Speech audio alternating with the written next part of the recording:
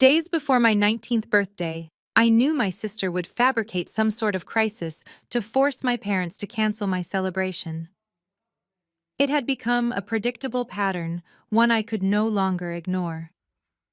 When they abandoned me for her yet again, I made the choice to walk away for good. 12 years later, they demanded I surrender everything I had built to save her. I am Caroline, 32 years old, and the CEO of a luxury public relations and corporate events conglomerate. If you have ever had to cut ties with toxic family members to protect your own future, please let me know where you are watching from in the comments below.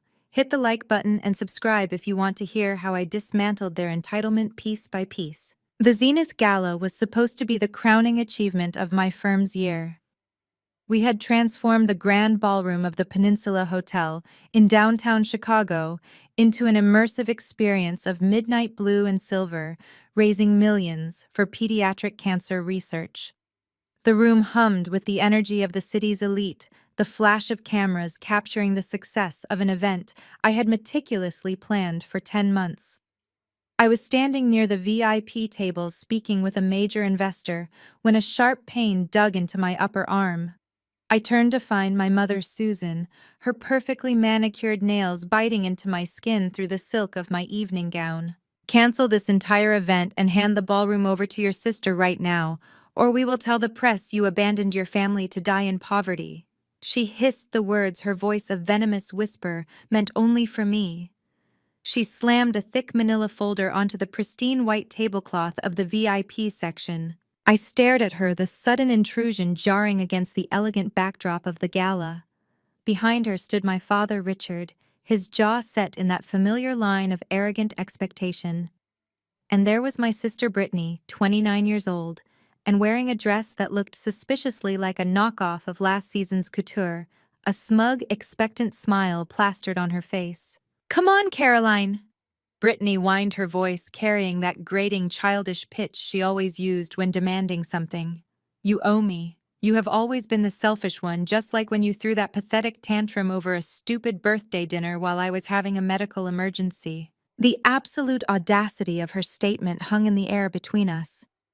A medical emergency. That was her preferred phrasing for the events of my 19th birthday. I looked at the three of them, the picture-perfect family unit that had excluded me for over a decade. "You mean the medical emergency where you faked severe abdominal pain, so Mom and Dad would rush you to the hospital instead of taking me to dinner?" I kept my voice low, icy, and controlled. "The same emergency that miraculously cured itself the moment you realized my college tuition fund had been transferred into your account, so you could take that month-long trip to Europe with your friends." Susan's grip on my arm tightened. "Keep your voice down," she commanded, glancing nervously at the nearby guests. "You left me stranded at O'Hare Airport." I continued, the memory flashing vividly in my mind. The desolate terminal, the sheer panic of realizing I had nowhere to go. You texted me to grow up, left a $100 bill on the kitchen counter, and did not speak to me for 6 months. I did not throw a tantrum, Brittany. I packed my bags and I survived. And I certainly do not owe you a single thing, let alone my firm's most important charity gala. Richard stepped forward, attempting to physically intimidate me with his proximity. He leaned in, his voice a low rumble. "Brittany needs a 10-year vow renewal tonight to save her marriage. You are single, you have no real family, and this party is just a tax write-off for your little company. Sign the venue transfer over to her right now and we will forgive you for cutting us off 12 years ago. We will even let you attend." The sheer delusion of his offer was almost comical. He truly believed he was doing me a favor, extending an olive branch wrapped in extortion. He believed that my life, my career, my entire existence was merely a placeholder until his golden child needed something. I looked down at the manila folder Susan had thrown on the table.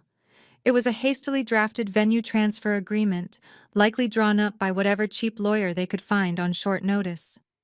They expected me to crumble, to yield to their demands, just as I had been conditioned to do throughout my childhood. I calmly reached for the gold-plated pen resting beside the centerpiece. I did not cry. I did not raise my voice or show a flicker of the deep-seated anger simmering beneath my calm exterior. I flipped open the folder, drew a thick, deliberate line through their absurd agreement, and wrote a single sentence across the signature line. Your marital emergencies are not my business. I closed the folder and handed it back to Richard, maintaining steady eye contact. Are you insane? Richard's voice rose, drawing the attention of several guests at the adjoining tables. Do you know what I can do to you? I will cause a scene right here. I will tell everyone in this room what a terrible daughter you are. I will ruin your firm's reputation before the night is over. I will make sure no one in this city ever hires you again. I smiled, a genuine expression of amusement at his complete lack of understanding regarding the power dynamics in the room. You are welcome to try, Richard, I said, my voice carrying clearly over the ambient noise. But I think you will find my security team is much more efficient than your threats. I raised my hand and snapped my fingers once. Immediately, 3 members of my private security detail men, who had been discreetly monitoring the exchange from the perimeter of the VIP section, converged on us. Escort these individuals out of the building, I instructed the lead guard. They are trespassing. Susan gasped, her hand flying to her chest in mock horror. You cannot do this! We are your parents.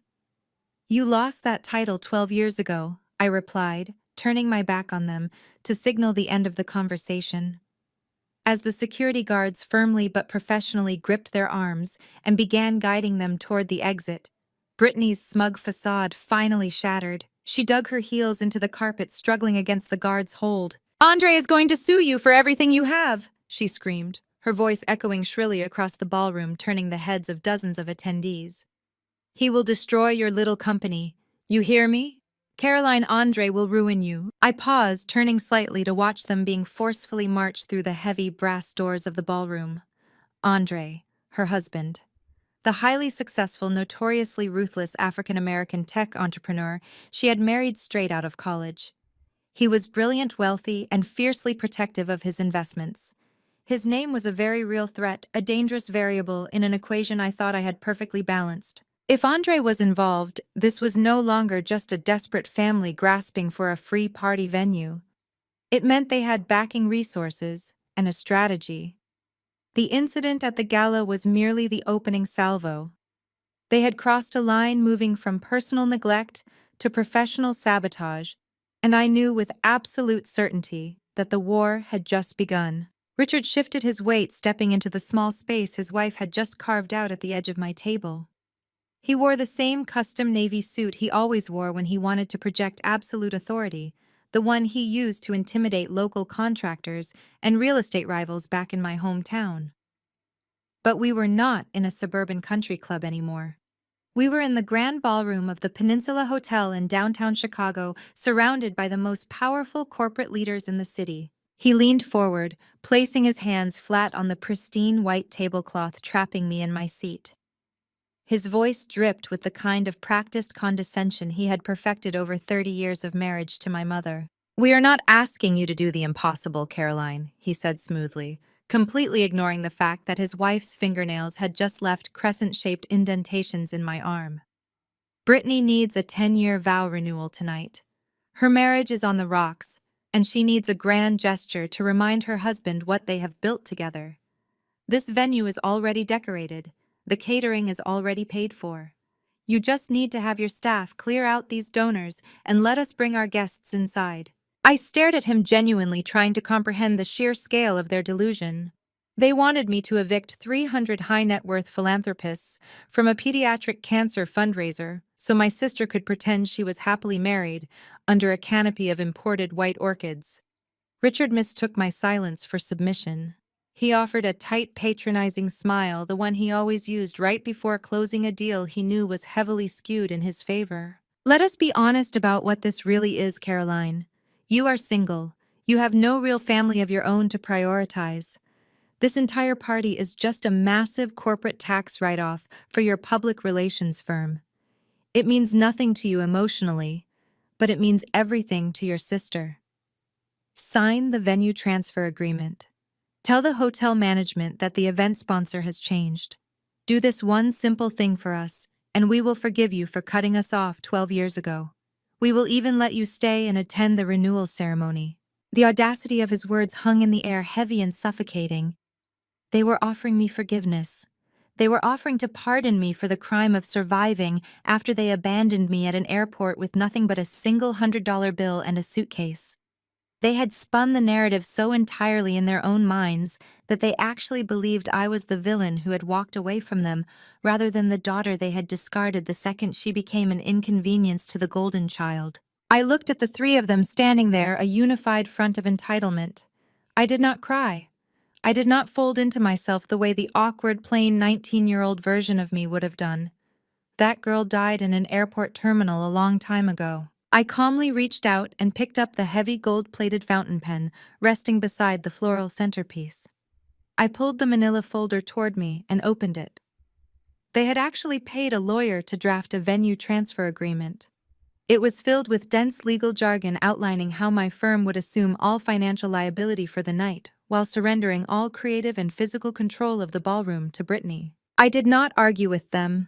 I did not try to explain that I was not single, that the man I was going to marry was currently speaking with the mayor on the other side of the room. I did not try to defend my charity event or explain the millions of dollars we had already raised for children who were fighting for their lives. Engaging with their delusion would only validate it. Instead, I pressed the gold nib of the pen against the thick parchment paper.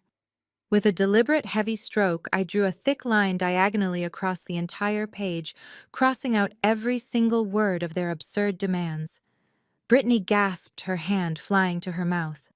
I moved the pen down to the blank signature line at the bottom of the ruined document. I kept my hand perfectly steady, ensuring my handwriting was elegant and clear. I wrote a single definitive sentence. "Your marital emergencies are not my business." I closed the folder, the crisp slap of the cardboard cutting through the ambient noise of the jazz quartet playing on the main stage. I slid it back across the tablecloth until it bumped against Richard's knuckles.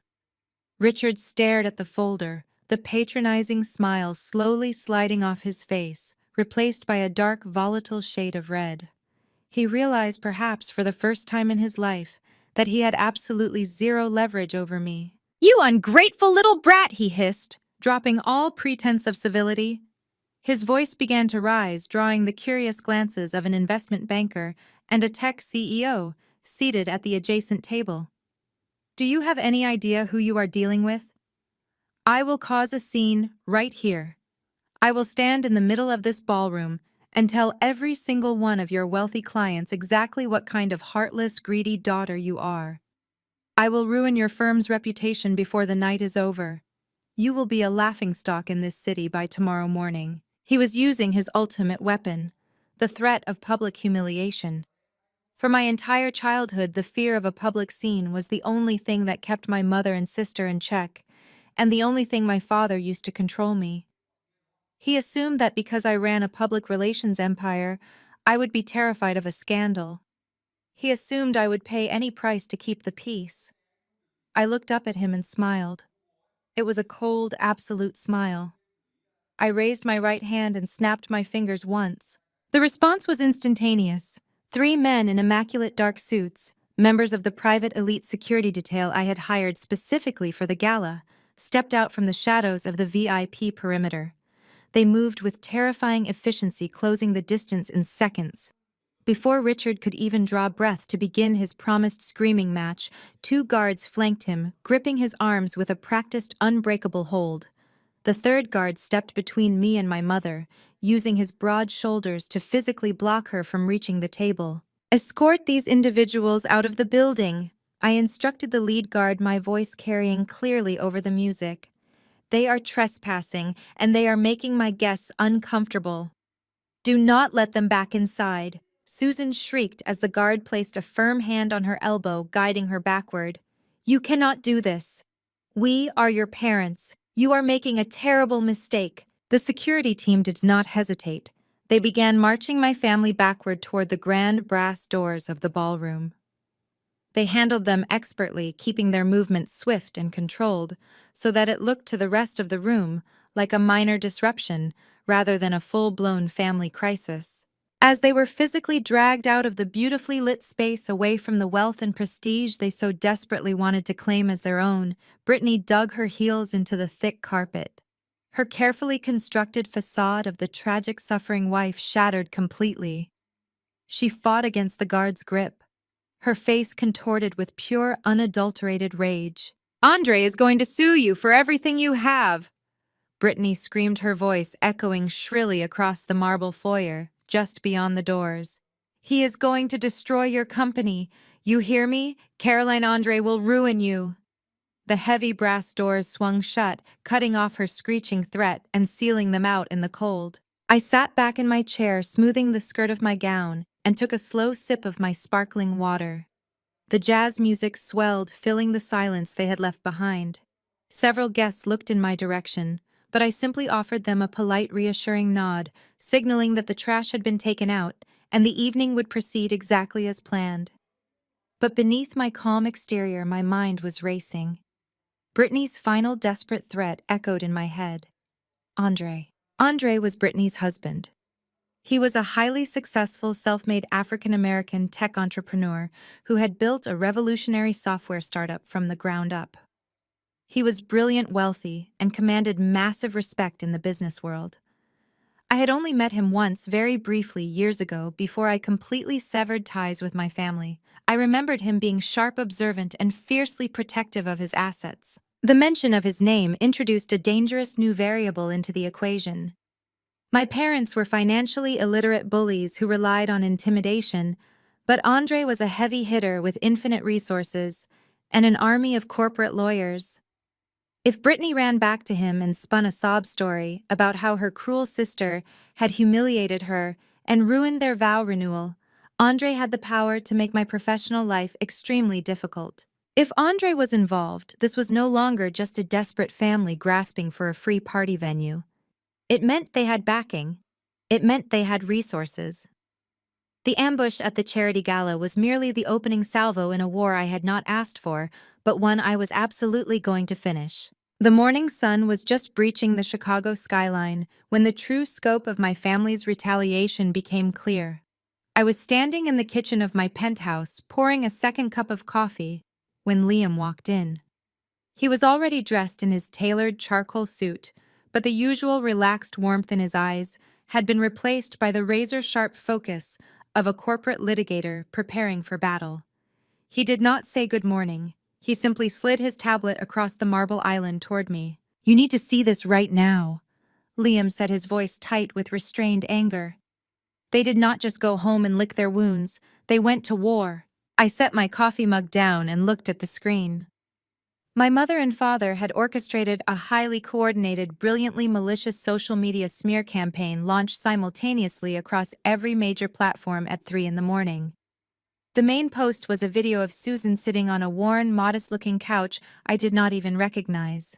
She was performing the role of the heartbroken matriarch with terrifying precision, her voice trembling, dabbing at her dry eyes with a tissue. Richard sat beside her, his hand resting heavily on her shoulder, playing the stoic, betrayed patriarch. "Our daughter Caroline has broken our hearts." Susan wept to the camera, her voice a fragile whisper. "We sacrificed everything to give her a head start in life. We emptied our savings. We gave her the family trust funds so she could build her public relations firm. And the moment she became a billionaire, she turned her back on us. She left us with nothing. She left her poor sister destitute. We tried to reach out to her last night at a charity event just to see her face, just to beg for a relationship, and she had her armed guards physically assault us and throw us into the street." Beneath the video was the carousel of manipulated images. There were photos of me from my awkward teenage years deliberately chosen to make me look sullen and ungrateful, juxtaposed against heavily edited bank statements that falsely implied massive transfers from my father's accounts into my startup capital fund. They had even included a staged photo of Brittany, looking exhausted and frail, wearing cheap clothes, standing outside a modest apartment building. The narrative was expertly crafted to trigger public outrage. They were painting me as a ruthless, greedy corporate monster who had cannibalized her own family to build an empire while leaving her beloved sister to rot in poverty. By the time I finished watching the video, it already had hundreds of thousands of views. The comments were a tidal wave of vitriol, strangers calling for my firm to be boycotted, demanding I step down as chief executive officer, and labeling me a sociopath. I handed the tablet back to Liam. The sheer scale of their fabrication was breathtaking, but I felt my pulse steadying. They were playing a dangerous game, using the court of public opinion to execute the extortion Richard had threatened the night before. By the time we arrived at the Zenith corporate headquarters, the fallout had already begun to materialize. My executive assistant met me at the private elevator bank, her face pale. The phones in the crisis management division were ringing incessantly. Two of our mid-level clients had already called to express concern over the optics of the viral video. Worse, as I walked into my glass-walled office, I glanced at the financial ticker running across the wall monitor. The stock for Zenith's publicly traded parent company had taken a slight but noticeable dip. 3%.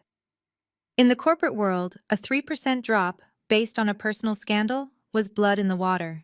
Liam paced the length of my office, his phone pressed to his ear as he barked instructions to his legal team. He hung up and turned to me, his jaw clenched so tightly a muscle feathered in his cheek. "I have 5 associates drafting the defamation suits right now," Liam said, stepping up to my desk. "We are filing for libel defamation per se, and intentional infliction of emotional distress. We are hitting them with emergency injunctions and cease and desist orders before noon. I will personally freeze every asset they have left. They want to play the victims online, I will drag them into federal court and bankrupt them by Friday." I sat down in my leather chair, steepling my fingers. Liam was a phenomenal attorney, fiercely protective and legally brilliant. His instinct was to strike back with overwhelming force, to crush the threat instantly. But he had grown up in a normal, loving home. He did not understand the intricate, twisted psychology of a narcissistic family dynamic. "Tell your team to stop drafting," I said quietly. Liam stopped pacing. He stared at me, genuinely bewildered. "Caroline, their video is gaining traction by the minute. Our investors are getting nervous. You cannot possibly want to let this slide." "I do not want to let it slide," I corrected him, my voice perfectly level. "But I absolutely refuse to sue them today. Look at the narrative they just spun, Liam. They are desperate, impoverished parents begging for their wealthy, cruel daughter to love them. If the billionaire chief executive officer immediately hits them with a mountain of corporate lawsuits, what happens? We prove their point. We make them martyrs. The media will frame it as Goliath crushing a weeping David. We give them exactly what they want: a massive public stage and endless television interviews about how their vicious daughter is trying to silence them. But they are lying about the seed funding," Liam argued, planting his hands on my desk. "They are claiming they financed Zenith. That is a direct threat to your ownership structure." "Exactly." I smiled, leaning back in my chair. "They are making definitive, measurable financial claims. They are not just whining about being unloved. They are claiming they own a piece of my company based on fabricated loans. If we sue them for defamation, it is a messy, emotional battle over reputations. But if we do nothing, if we stay completely silent and ignore their bait, what will they do?" Liam frowned, his legal mind catching up to my strategy. "They will escalate." "They will escalate," I confirmed. "They need cash, Liam. That is what this is all about. They do not want an apology, they want a payout. If we ignore the social media circus, they will be forced to make a legal move to get my attention. And the moment they file a fraudulent claim in a court of law, they commit perjury. We do not stop them from digging their own grave. We hand them a bigger shovel and wait until they are too deep to climb out." I instituted a strict blackout protocol across the entire firm. No press releases, no comments from the board, no retaliation. We operated as if my parents did not exist. The silence infuriated them. Over the next 48 hours, they posted more videos, escalated their tearful pleas, and even tagged major news outlets. The public noise was deafening, but I kept my firm focused on our actual clients, projecting an image of unbothered corporate stability. My strategy paid off exactly as I anticipated. On the afternoon of the third day, the private elevator chimed. My assistant walked in, followed by a bonded legal courier. The courier looked slightly intimidated by the sleek high-altitude office, but he marched up to my desk and dropped a thick, heavy manila envelope onto the glass surface. "Caroline Wilson?" he asked. "I am she." "You have been served," he stated formally, handing me an electronic clipboard to sign. I signed my name, thanked him, and waited for the doors to close before looking at Liam, who had been sitting on the leather sofa reviewing contracts. He walked over, his expression grim, and stood beside me as I sliced open the envelope with a silver letter opener. I pulled out a massive stack of legal filings. It was a formal lawsuit filed in the state Supreme Court, heavily publicized and already leaked to the press by their attorney. I scanned the first page, reading the charges aloud.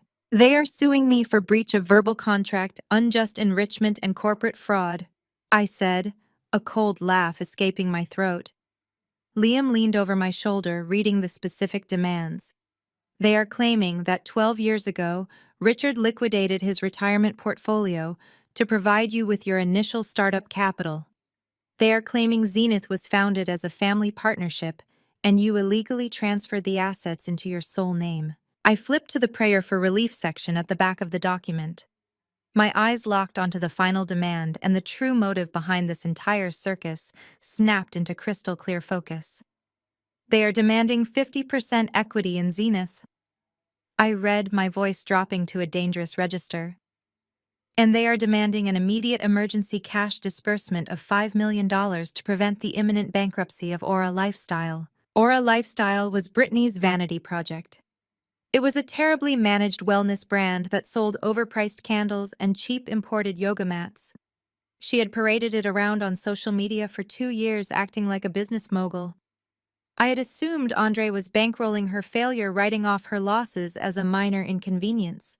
But this lawsuit told a completely different story. "They are bankrupt," I realized, looking up at Liam.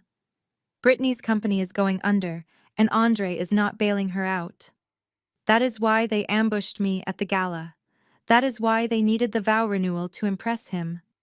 They are drowning in debt, and they decided to use a smear campaign to extort a settlement from me to cover her tracks." Liam tapped the final page of the document. "There is a secondary motion attached here. They filed a demand for an emergency binding arbitration meeting. They want to settle this out of court immediately. They are banking on the fact that your board of directors will force you to pay them off just to stop the bad press before our initial public offering next quarter. They think I'm going to write a check just to make them go away," I said neatly, stacking the legal documents and tapping them against the glass desk. "They think they have me backed into a corner." "So what do we do?" Liam asked, his eyes flashing with anticipation. "Do we reject the arbitration?" "No," I smiled, slipping my phone out of my pocket. "We accept the meeting, but we do it on my turf in my boardroom. And we make sure that the one person who actually controls Brittany's purse strings is listening when they present their fake evidence." Liam dropped the thick stack of legal filings onto my desk, the heavy thud punctuating the absolute silence of my office. He leaned over the glass surface, his eyes scanning the final pages of the lawsuit my parents had just delivered. They were not just asking for half of my company. They had attached a formal demand for an emergency arbitration meeting. It was a calculated, aggressive legal maneuver designed to bypass a lengthy court battle and force a quick, quiet settlement. "They want to settle this out of court immediately," Liam said, tapping his finger against the arbitration clause. "Their lawyer is banking on the fact that Zenith is preparing for an initial public offering next quarter. They know that a high-profile, messy family lawsuit claiming fraud and demanding 50% equity will spook your investors and potentially tank your stock price before you even ring the bell.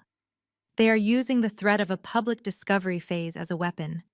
They assume you will just write a $5 million check to save Brittany's lifestyle brand rather than risk your entire corporate empire." I looked down at the documents, feeling a profound sense of clarity wash over me.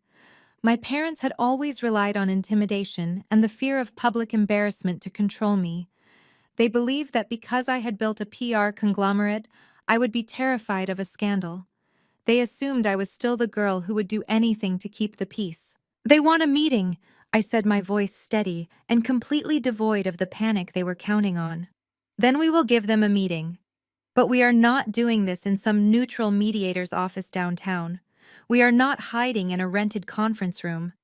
If they want to extort me for $5 million and half of my life's work, they are going to do it on my turf. Liam looked at me, a slow, predatory smile spreading across his face. He understood exactly what I was doing. You want them here.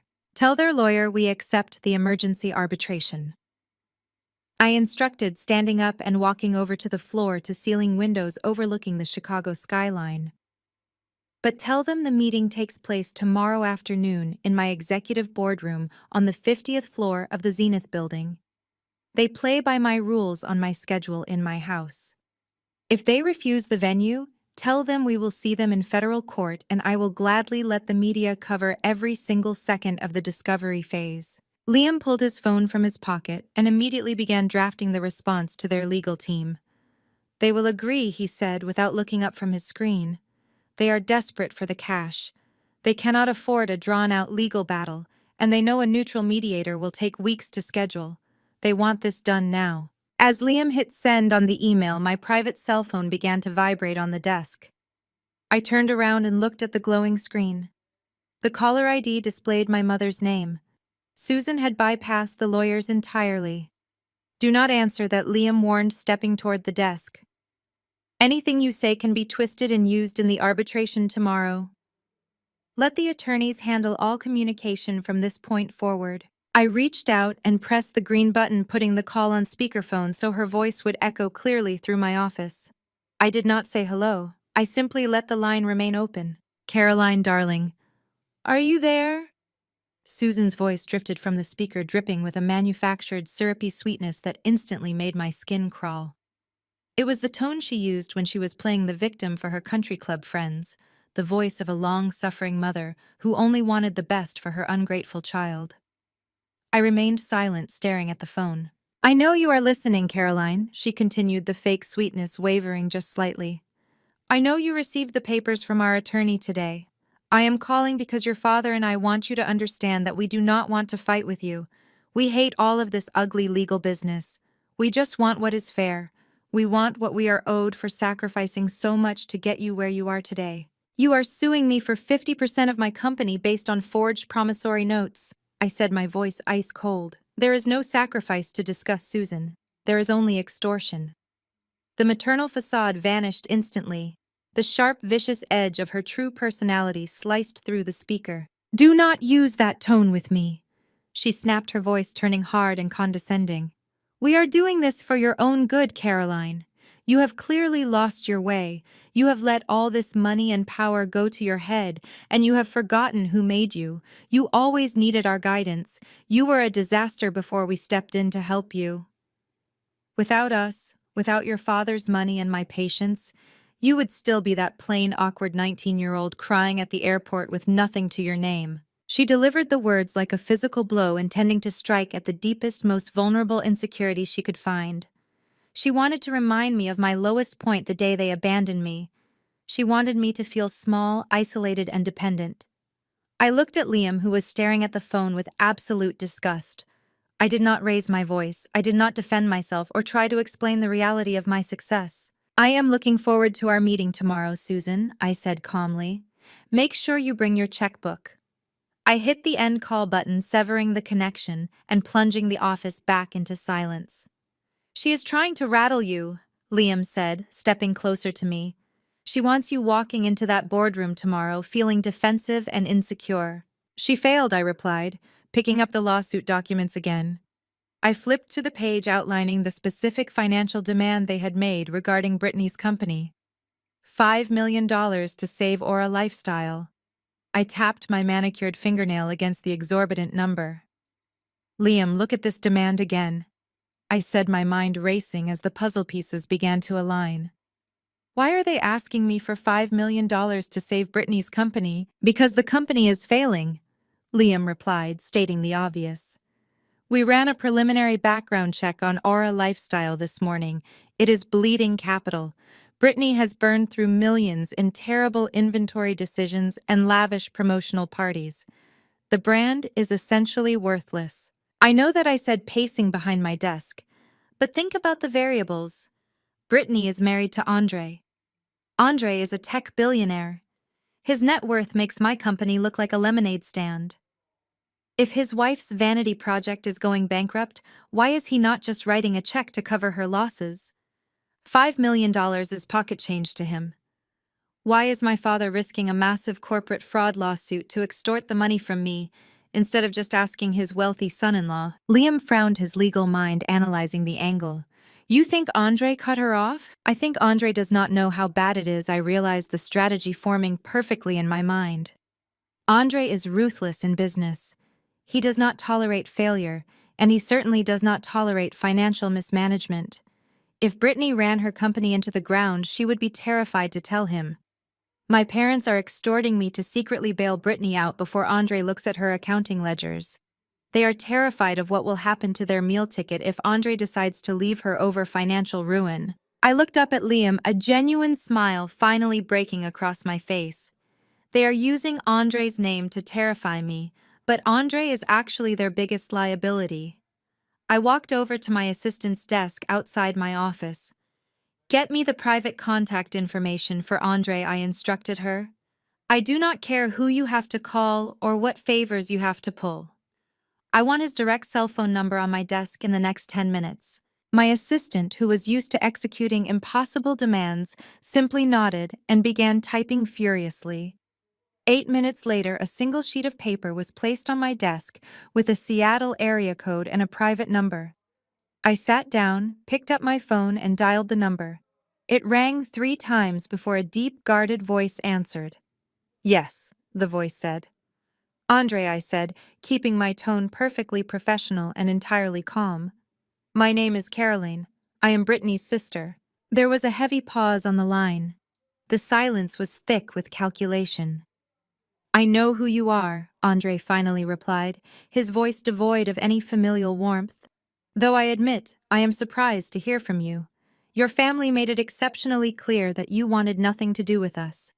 What do you want, Caroline? I am calling because your father-in-law and your wife are walking into my corporate boardroom tomorrow afternoon at 2 o'clock to demand $5 million in emergency cash, I stated directly, offering no pleasantries. They are threatening to file a fraudulent lawsuit, claiming ownership of my company, unless I provide the funds immediately to cover the massive hidden debts currently destroying Aura Lifestyle. Another heavy silence stretched across the line. I could practically hear the gears turning in his highly analytical mind. He was processing the information, cross-referencing it against whatever lies Brittany had been feeding him about her business. Why are you telling me this? Andre asked, his tone shifting from guarded to dangerously quiet. Because they threatened me with your legal team, I replied honestly. They claimed you were going to sue me into bankruptcy if I did not comply with their extortion. I am a businesswoman, Andre. I do not appreciate being threatened by proxy, and I certainly do not appreciate being used as a secret ATM to hide someone else's financial incompetence. I thought you might want to know exactly what your wife and her parents are doing in your name. And what do you expect me to do with this information? He asked. My boardroom is entirely glass, I explained, looking out at the sprawling space adjacent to my office. It has an adjoining private executive suite with a frosted glass divider. The audio from the boardroom is piped directly into that private office for transcription purposes. I am inviting you to fly to Chicago tonight. I am inviting you to sit in that private office tomorrow at 2 o'clock and listen to exactly what your wife and her parents say when they think you are not around to hear it. I waited. I knew the kind of man Andre was. He built an empire on information and control. He would never ignore a credible threat to his own financial ecosystem, especially when it involved his own family operating behind his back. Text me the address. Andre said, his voice cold and absolute. I will be there. I hung up the phone and looked at Liam, who was watching me with a mixture of shock and profound respect. The trap was set. My parents wanted to use the illusion of power to force me to surrender. Tomorrow, I was going to let them walk into my building, present their forged documents, and spin their web of lies. And then I was going to let the very person they feared most burn their entire house of cards to the ground. 2 o'clock arrived with the precise, heavy click of the mahogany double doors swinging open. My executive boardroom sat on the 50th floor, suspended in the sky, with floor-to-ceiling glass walls that offered a panoramic view of Lake Michigan. It was a space designed for power, a physical manifestation of the empire I had built.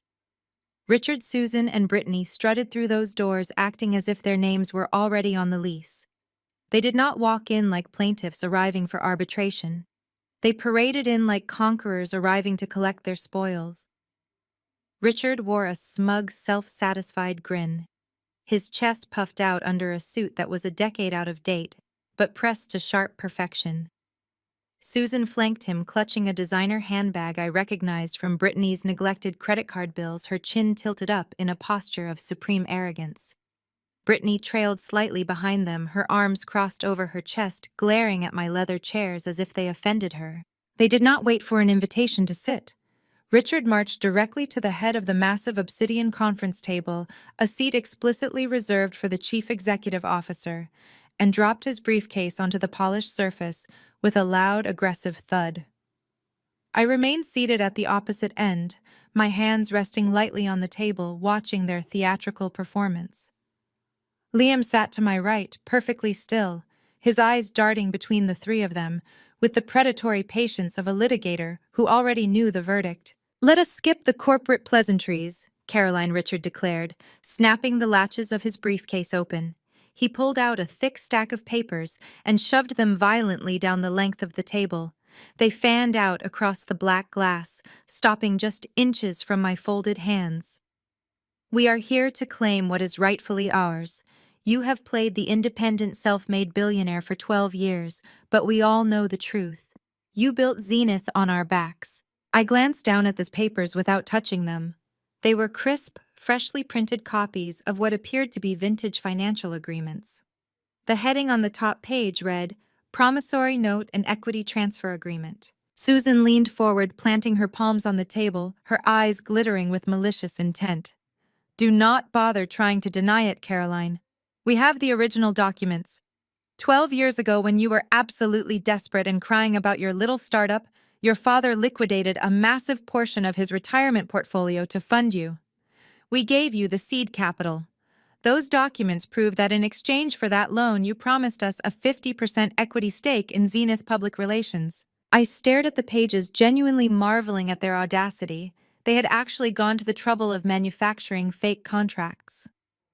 The dates printed at the top were from over a decade ago, specifically timed to the month I had moved to Chicago and started working out of a tiny rented garage. They had forged my signature at the bottom of each page, a remarkably good imitation of how I used to write my name before my professional life streamlined it. "You have built a very nice company with our money." Richard continued, his tone dripping with the kind of condescending authority he used to wield over me when I was a teenager. "And we are very proud of how you grew our investment. But it is time to pay the piper. Brittany's lifestyle brand requires an immediate capital injection of $5 million to scale operations, and as 50% owners of your firm, we are exercising our right to authorize that disbursement today." I finally looked up from the forged documents, meeting my father's gaze. "You fabricated decades-old loan agreements to extort $5 million from me to pay off Brittany's failing business debts." Susan scoffed loudly, waving her hand in the air as if swatting away a fly. "Oh, stop being so dramatic. We are doing this for your own good. You always needed our guidance. You were a disaster before we stepped in to help you. You are 32 years old and you still think you can outsmart us." She walked slowly down the side of the table, her heels clicking sharply against the hardwood floor. "Without us, without your father's money and my patience, you would still be that plain, awkward 19-year-old crying at the airport with nothing to your name. You needed us to survive then, and you need us to guide this company now. Sign over the 50% equity, Caroline. Authorize the $5 million transfer to your sister. If you refuse, we will take this to civil court. We will hand these promissory notes to the press and let the entire world see what a fraud you are. Your precious investors will run for the hills the moment they realize you stole your startup capital from your own parents." I did not argue with her. I did not raise my voice. defend my honor, or try to reason with people who had constructed their entire reality out of lies. I simply reached under the edge of the table and pulled out a sleek silver binder. I slid the binder across the smooth obsidian surface. It glided effortlessly, stopping squarely in front of Richard. "What is this?" Richard demanded, his brow furrowing as he looked at the silver cover. "That is a real-time comprehensive forensic audit of Zenith's financial history," I said, my voice cutting through the tension in the room like a scalpel. "Conducted by one of the top 3 independent accounting firms in the country and certified by the federal government. I had it commissioned 3 years ago when we first began preparing for our initial public offering, and I had it updated this morning." Richard opened the binder cautiously. Susan and Brittany leaned in their confident postures, faltering just slightly. "If you turn to page 42, I continued, leaning back in my chair and crossing my legs, "you will find the complete, uninterrupted tracking of my initial startup capital. Every single cent of it is accounted for. There are no mysterious cash infusions from a retirement fund. There are no private family loans. My seed capital came from 3 high-interest independent commercial bank loans that I secured using my own name, my own business plan, and my own severely limited credit at the time. I paid those loans off in full with interest 7 years ago. The bank records, wire transfer receipts, and payoff confirmations are all legally certified in that binder." I watched the color slowly drain from Richard's face as he flipped through the pages of undeniable, legally binding evidence. The paper trail was absolute. It completely obliterated their manufactured narrative. Furthermore, Liam spoke up for the first time, his voice smooth and deadly. "We had a private investigator look into the retirement portfolio you claim you liquidated 12 years ago, Richard. It turns out you never had a portfolio large enough to fund a company.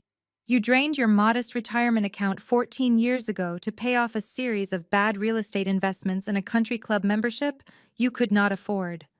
The documents you presented today are fraudulent. Presenting them in a formal arbitration setting is a direct attempt at corporate extortion." Susan grabbed the edge of the table, her knuckles turning white. "You are lying," she gasped, staring at the audit as if it were a bomb about to detonate. "You manufactured these bank records to steal from us." "I am not the one who brought arts and crafts to a legal proceeding, Susan," I replied, gesturing dismissively toward their forged promissory notes.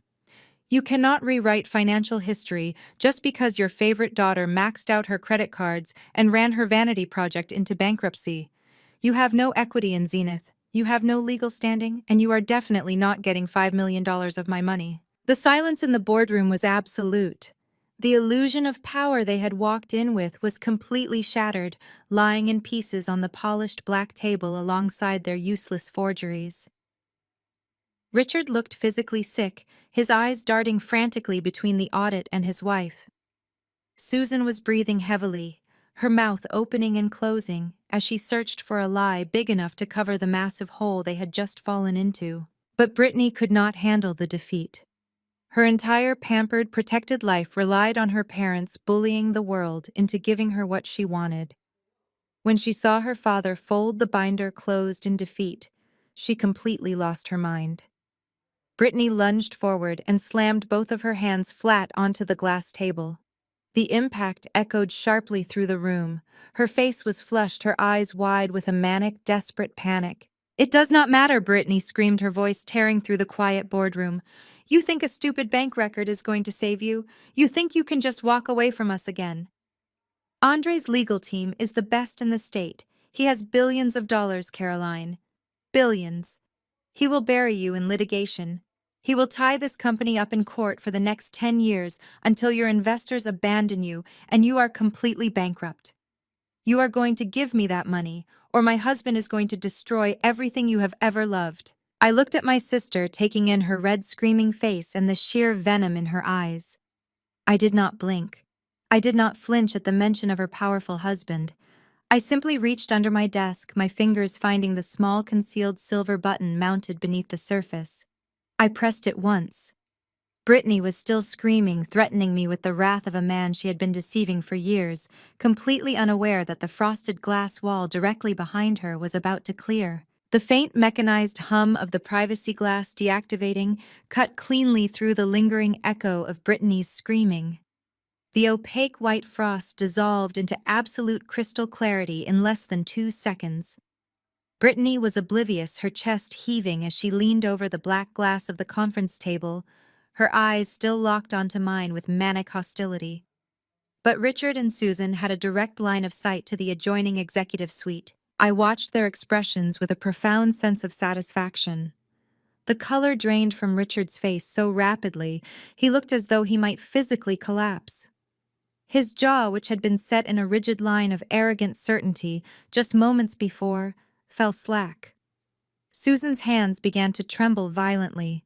She dropped her designer handbag onto the floor, the heavy thud ignored as she stared in absolute horror at the man seated on the leather sofa just beyond the glass barrier. Brittany finally noticed her parents' paralysis. She frowned, turning her head to follow their terrified gaze. The automated glass partition slid open on its silent track. Andre stood up. He was an imposing figure, impeccably dressed in a tailored navy suit that projected an aura of quiet, insurmountable wealth. He removed a small wireless earpiece from his right ear, dropping it casually onto the side table. He had heard every single word spoken in the boardroom. He had heard the extortion, the fabricated loans, the vicious insults, and most importantly, he had heard his wife use his name and his legal team as a weapon of corporate blackmail. Andre moved with the calm, terrifying precision of an apex predator stepping into an enclosure with cornered prey. He walked through the open partition and entered the boardroom carrying a sleek black leather portfolio under his arm. Brittany stumbled backward, her designer heels catching on the thick carpet, her face contorted from absolute rage into sheer unadulterated panic. "Andre, baby, what are you doing here?" Brittany stammered, her voice suddenly high and fragile. A desperate regression to the helpless persona she usually played for him. "I can explain. Caroline is being unreasonable. We were just trying to settle a private family matter." Andre did not look at her. He did not acknowledge her frantic, trembling voice. He walked directly to the center of the boardroom table, stopping exactly opposite Richard. He placed his black leather portfolio on the glass surface, resting his hands flat against the table. The silence in the room was suffocating, heavy with the impending weight of total destruction. "A private family matter." Andre repeated, his voice dangerously low and smooth. The sound sent a visible shiver down Susan's spine. "Is that what we are calling corporate extortion now? Richard, is that the terminology you use when you fabricate decades-old promissory notes to defraud a legitimate business owner?" Richard swallowed hard, a bead of sweat tracing a line down his pale temple. "Andre, please, you have to understand the context here. Caroline owes this family. We were simply trying to leverage a settlement to keep Brittany's company afloat. We wanted to handle this discreetly without bothering you. You wanted to handle it discreetly because you are a coward and a thief." Andre stated, the absolute lack of emotion in his voice, making the insult hit with devastating force. He unzipped his portfolio and pulled out a stack of financial ledgers, dropping them onto the table right next to Richard's forged documents. "I do not like mysteries," Andre continued, finally turning his piercing gaze toward Brittany. "My wife has been behaving erratically for months. She has been taking secretive trips, hiding bank statements, and demanding massive increases to her monthly allowance. 2 months ago, I had my own forensic accountants quietly look into our lifestyle. I wanted to see exactly what kind of business mogul I had married." Brittany let out a small strangled sob, covering her mouth with her hands. "Do you want to know what they found?" Richard Andre asked, his eyes locking back onto my father. "They found a black hole of financial incompetence. They found massive undisclosed debts to overseas manufacturers.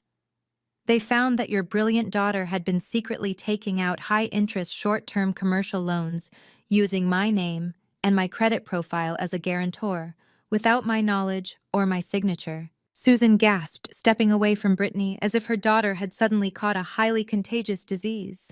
"She has accumulated nearly $6 million in fraudulent debt," Andre announced, his voice echoing coldly off the glass walls. "I watched her drown in it. I let her keep digging her own grave because I wanted to see how deep she would go before she finally came to me and confessed." I wanted to see if the woman I married possessed a single ounce of integrity. He paused, looking around the room with an expression of sheer disgust. Instead of confessing she ran to you, Andre said, gesturing to Richard and Susan, and the three of you in your infinite wisdom decided that the best way to solve a massive financial fraud was to commit a second, even larger fraud against her sister. You orchestrated a public smear campaign to damage a billionaire's reputation, and then you walked into this building to extort her using my legal team as your personal executioners. Andre, we had no idea about the scope of her debts. Susan cried out, her self-preservation instincts kicking into overdrive. She instantly threw her golden child under the bus to save herself. She lied to us. She told us she just needed a small bridge loan. If we had known she was committing fraud against you, we never would have helped her. Do not lie to me, Susan. Andre snapped, his voice finally rising in volume, cracking like a whip. I heard the entire conversation. I heard you tell Caroline that you were doing this for her own good. You are co-conspirators in an extortion plot. You are complicit. Brittany dropped to her knees, clinging to the edge of the conference table, sobbing uncontrollably. The meticulously crafted illusion of her perfect life was shattering into a million jagged pieces on the boardroom floor. Andre, please. Brittany wept, mascara running down her cheeks in dark, ugly streaks. I am so sorry. I was terrified. I just wanted you to be proud of me. I wanted to be a successful CEO like you. I will fix it. I will do whatever you want. Please do not leave me over this. We can pay the debts. We can make it go away. Andre looked down at her. There was no pity in his eyes, no lingering affection. There was only the cold, clinical detachment of a man surveying a bad investment he was about to liquidate. You invoked my legal team, Brittany, Andre said, his tone dropping back to a quiet, lethal register. You stood in this room 5 minutes ago and promised your sister that I would bury her in litigation. You screamed that I would use my billions to tie her company up in court until she was completely bankrupt. He reached into his portfolio and pulled out a final, thick document sealed with a blue legal ribbon. He tossed it onto the glass table. It slid precisely toward Brittany, stopping inches from her trembling fingers. You were half right, Andre stated. My legal team is the best in the state, and they are already filing the paperwork. But I am not suing Caroline. I am suing you, Brittany. The entire dynamic of the room shattered completely. The document on the table was a multifaceted legal assault. Andre was not just filing for divorce, he was filing civil suits for corporate fraud, identity theft, and the embezzlement of joint marital assets. I am freezing every single account bearing your name, Andre announced, addressing his weeping wife. I am revoking your access to all properties, all vehicles, and all lines of credit. You have absolutely nothing. You are a liability, and I am cutting you out of my ecosystem entirely. Richard tried to step forward, raising his hands in a pathetic gesture of appeasement. Andre, listen to reason. She is your wife. If you do this, she will go to prison. You cannot throw her to the wolves like this. I can offer you a deal. I will drop this lawsuit against Caroline and we can all just walk away quietly. I sat back in my chair and actually laughed aloud at the sheer absurdity of his proposal. Even now, entirely stripped of his power, caught in a massive felony extortion plot, my father still believed he possessed leverage. He still believed he had something to negotiate with. You have nothing to offer me, Richard, Andre said, looking at my father with utter contempt. And you are in no position to negotiate. My attorneys are currently forwarding a copy of your forged promissory notes to the State Bar Association, the Federal Trade Commission, and the District Attorney's Office. You attempted to extort a publicly preparing corporate entity using forged documents. You are going to be facing federal indictments before the end of the month. Susan let out a loud, wailing cry, burying her face in her hands. The reality of their situation had finally breached her delusion. They had come to Chicago to steal an empire, and instead they had guaranteed their own financial and legal destruction. I remained perfectly still, watching the execution. I did not feel an ounce of pity for them. The scared, awkward 19-year-old girl crying at the airport terminal was gone. In her place sat a woman who had just orchestrated the complete dismantling of her abusers without having to file a single lawsuit of her own. I had let them walk blindly into the jaws of an apex predator. "You have exactly 5 minutes to gather your fraudulent paperwork and vacate this building," Andre said, stepping back from the table and checking his watch. "My security team is waiting in the lobby. If you are not in the elevators by the time that clock strikes 2:30, I will have you physically removed and arrested for criminal trespassing." Andre turned his back on them without another word. He walked over to where I was sitting, offering a curt, respectful nod to Liam, and extended his hand toward me. I stood up and shook his hand. It was a firm, professional grip between two people who understood exactly how the world worked. "Thank you for the invitation," Caroline Andre said quietly, his eyes acknowledging the brilliant brutality of the trap I had set. It was highly illuminating. "I am glad you could make it, Andre," I replied, maintaining a perfectly composed professional smile. "Have a safe flight back to Seattle." Andre turned and walked out through the private executive suite, the frosted glass wall sliding shut behind him and sealing with a decisive electronic click. I stood at the head of my table looking down at my family. Brittany was still on the floor weeping hysterically into the carpet. Susan was hyperventilating, leaning heavily against the glass wall. Richard stared at the forged documents, his hands shaking so violently he could not even pick them up. They were entirely broken, stripped of their arrogance, their money, and their power. "Your 5 minutes started 30 seconds ago," I said, my voice echoing in the vast, beautiful boardroom I had built with my own hands. "I suggest you start walking." Before the frosted glass partition could fully seal shut, Andre stopped. His large hand caught the heavy aluminum frame, halting the automated track. He stood in the threshold for a long second, his tailored silhouette cutting a sharp line against the brightly lit executive suite behind him. Then, with a slow, deliberate motion, he pushed the glass open and stepped back into the boardroom. The silence that followed was absolute. Richard, who had been bracing himself against the table, froze. Brittany's hysterical sobbing hitched in her throat, her tear-streaked face turning upward with a sudden pathetic gleam of hope. She thought he was coming back for her. She actually believed that her usual performance of fragile victimhood had somehow managed to pierce his armor. Andre ignored her entirely. His eyes bypassed his weeping wife and locked directly onto Susan, who was practically hyperventilating against the glass wall. "There is one detail I left out," Andre said, his voice dropping to a low, conversational timbre that was somehow more terrifying than his anger. "I want to make sure the three of you fully comprehend the depth of the hole you have dug for yourselves." He walked back to the table, towering over Richard's discarded fraudulent promissory notes. "Brittany assumed I discovered her little financial disaster this morning." Andre continued, tracing the edge of the forged documents with his index finger. "But I am not a man who operates on surprises. I noticed the massive discrepancies in my own startup's accounts 4 days ago. I contacted Caroline 3 days ago." Susan blinked, her mouth opening and closing in mute shock. "Caroline and I had a very enlightening conversation," Andre said, gesturing toward where I sat at the head of the table. "You see, when I first reached out to her, I had absolutely no idea about this absurd social media smear campaign you were launching against her.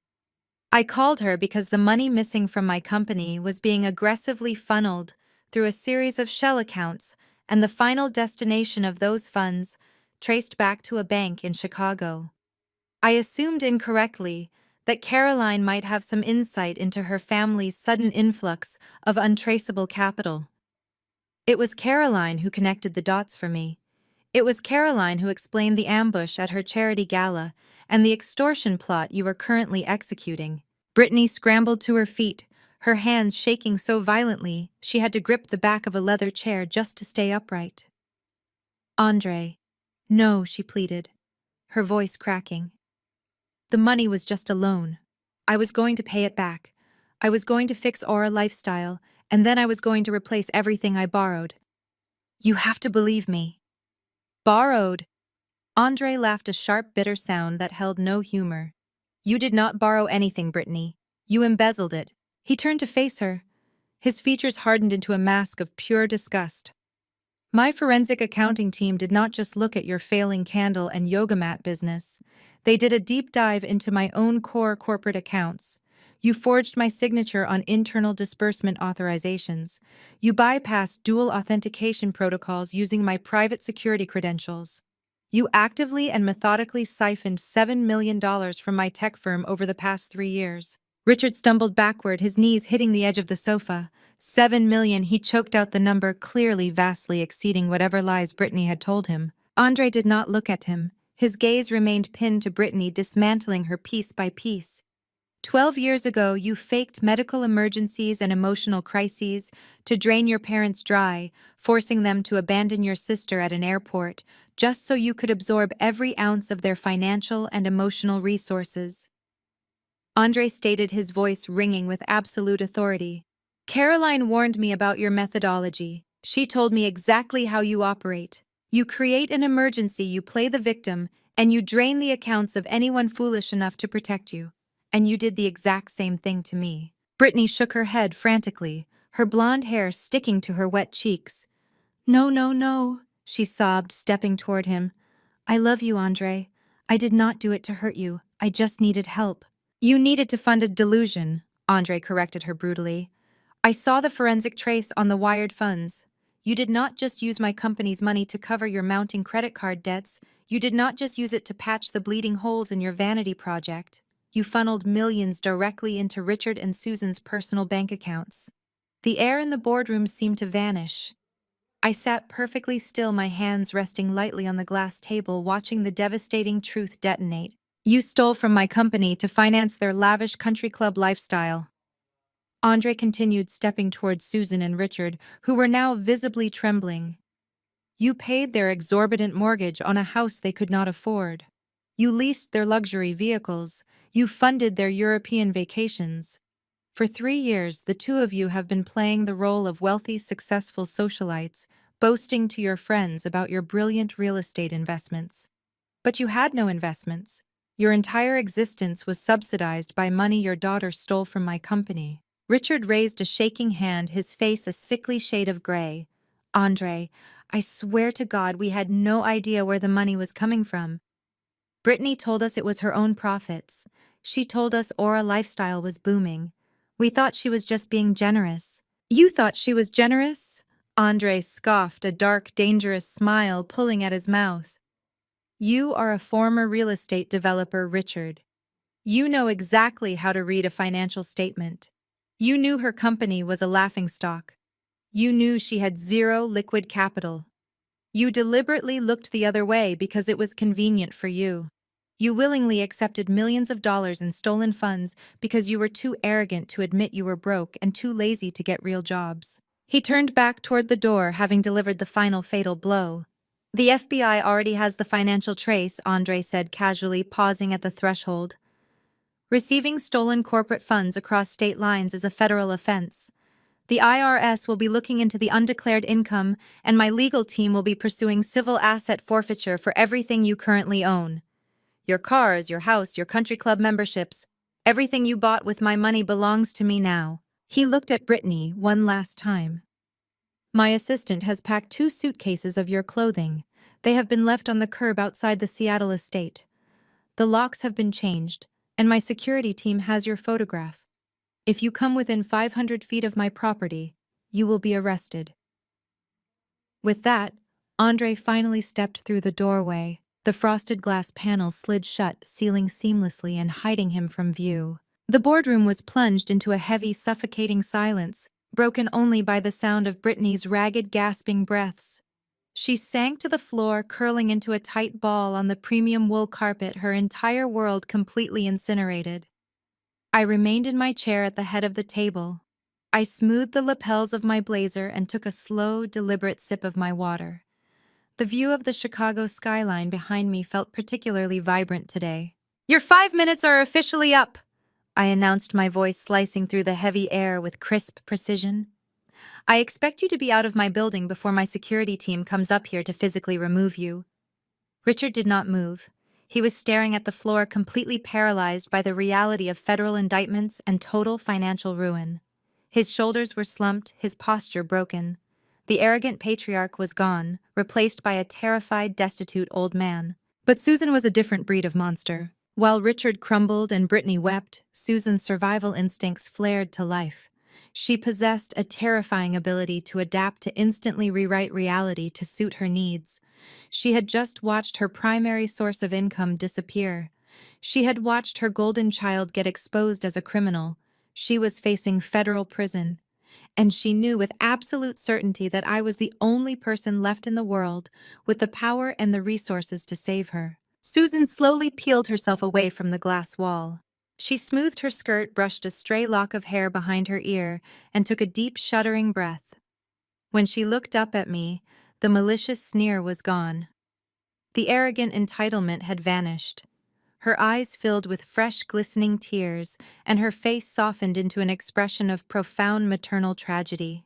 "Caroline," she whispered, her voice trembling with a masterfully calibrated vulnerability.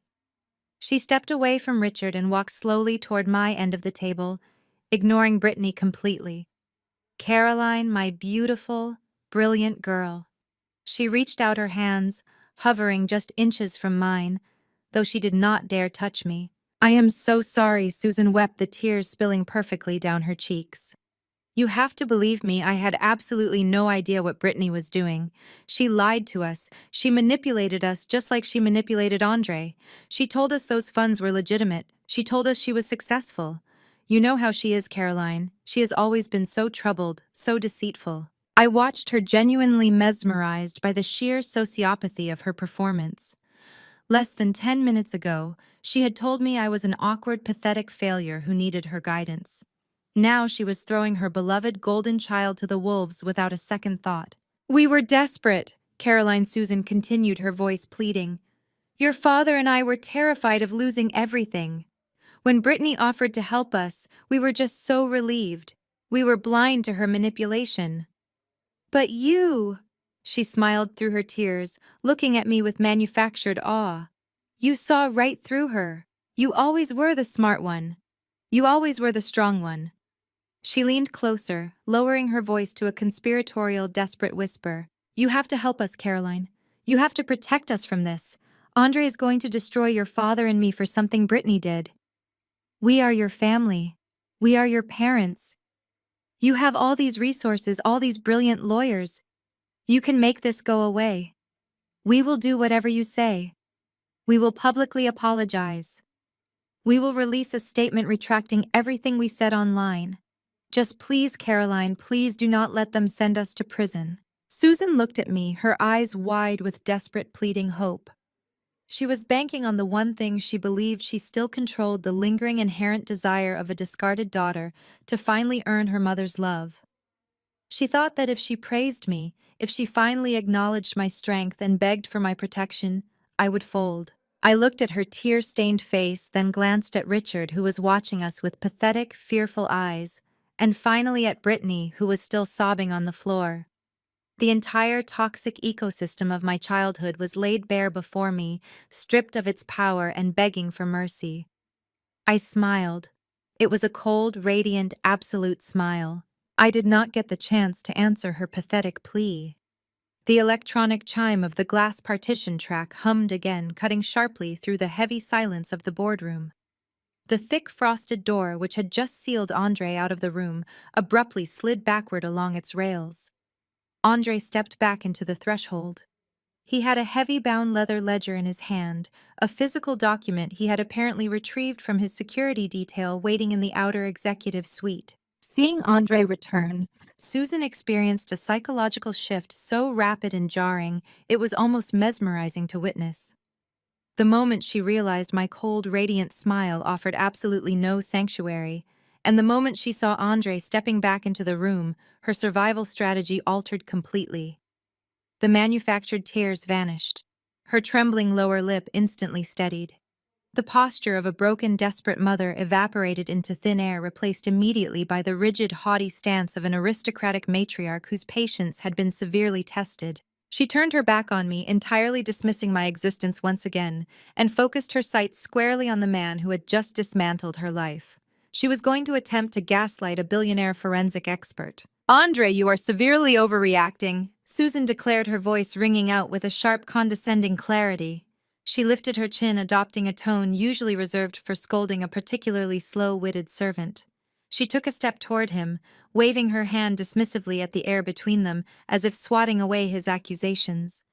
You are letting your emotions dictate your business sense, and frankly, it is incredibly unbecoming. Andre stopped moving. He stood perfectly still in the center of the room, the heavy ledger gripped in his right hand. He did not say a word. He simply watched her, allowing her the rope she needed to hang herself entirely. You simply do not understand how a family of our caliber operates. Susan continued, her voice dripping with venomous superiority. She smoothed the front of her designer skirt, a garment paid for by the very money she had stolen from him. We are an institution. We pool our resources. The funds you are so hysterical about were not stolen. They were reallocated for the greater good of the family's social standing.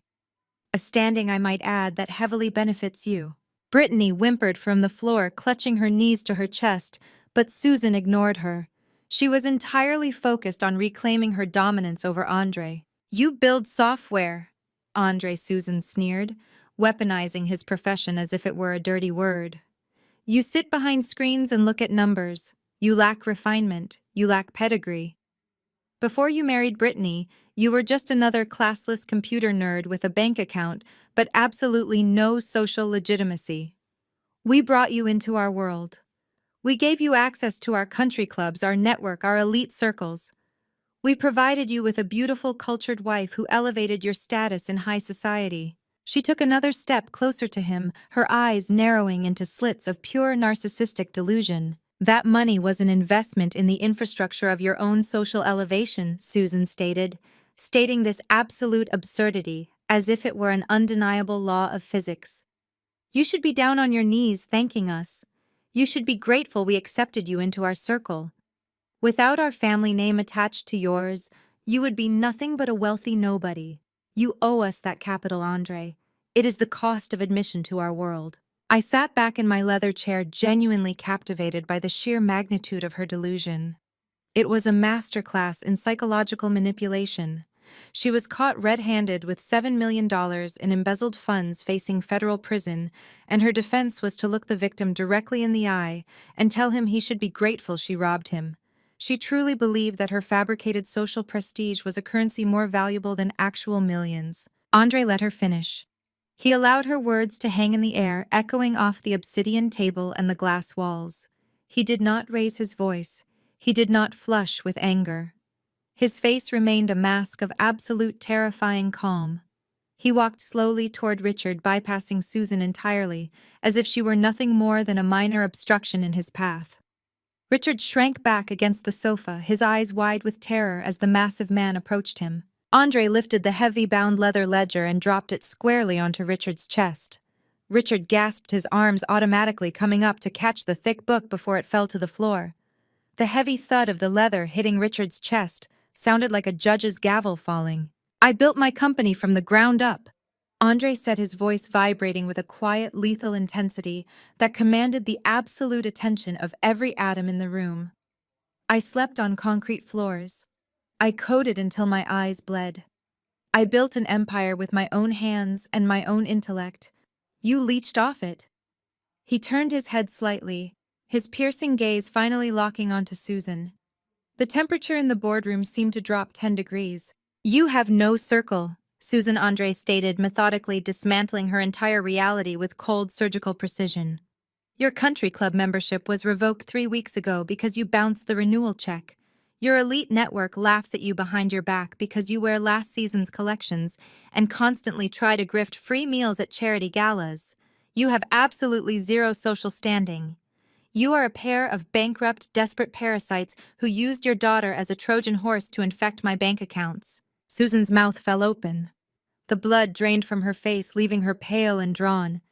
The illusion of her aristocratic superiority shattered, leaving nothing but a terrified, pathetic woman staring at the ruins of her life. Open the ledger, Richard, Andre commanded, not looking away from Susan. Richard fumbled frantically with the heavy leather cover. He flipped it open, his shaking fingers struggling to grip the crisp white pages. That is a detailed transaction-by-transaction account of every single wire transfer, every fraudulent corporate credit card swipe, and every offshore shell company routing, Andre explained, his voice devoid of any human warmth. It details the exact dates, the IP addresses, and the specific accounts the money landed in. It proves beyond a shadow of a legal doubt that you knowingly accepted $7 million in stolen corporate funds. Andre stepped back, buttoning his suit jacket with a final dismissive gesture. You are going to pay it back. Andre fired back his words, hitting them like physical blows. Every single cent. You will liquidate whatever miserable assets you still possess. You will sell the house. You will sell the cars. You will empty your retirement accounts if you even have any left. You will pay back the $7 million plus the forensic accounting fees, plus my legal expenses. If you are short by a single dollar, or if you attempt to hide a single asset, you are going to prison, both of you. I will personally ensure the federal prosecutor seeks the maximum sentence for corporate espionage and wire fraud. He looked down at Brittany, who was still curled on the floor, weeping silently into her hands. My attorneys will be in touch regarding the divorce proceedings, Andre said to her. Do not attempt to contact me. With that final decree, Andre turned and walked out of the boardroom. The frosted glass partitions slid shut behind him, sealing with a heavy, definitive click. The hum of the privacy glass activating filled the room, turning the clear window back into an opaque wall of white frost. He was gone. The execution was complete. The silence that followed was absolute, heavy with the suffocating realization of total defeat. Susan swayed on her feet, her hands clutching her stomach as if she had been physically gutted. She stumbled backward and collapsed into one of the leather chairs, staring blankly at the polished black surface of the conference table. Brittany remained on the floor, a broken, shivering mess of ruined designer silk and smeared makeup. I looked at Liam, who offered a brief, imperceptible nod of satisfaction. The threat to my company had been neutralized without us having to lift a finger. The predators who had come to feed on my success had been devoured by a much larger beast. I turned my attention back to Richard. He was still clutching the heavy leather ledger to his chest, his knuckles white, his breathing shallow and rapid. He looked like a man who had just been handed his own death warrant. His eyes darted wildly around the room, searching for an exit, searching for a lifeline, searching for any possible way out of the suffocating trap that had just snapped shut around him. But as the initial shock began to recede, a different kind of emotion took hold of my father. It was not remorse. It was not acceptance of his fate. It was the dark, venomous desperation of a cornered animal, realizing it had absolutely nothing left to lose. Richard slowly lowered the ledger to the table. His hands stopped shaking.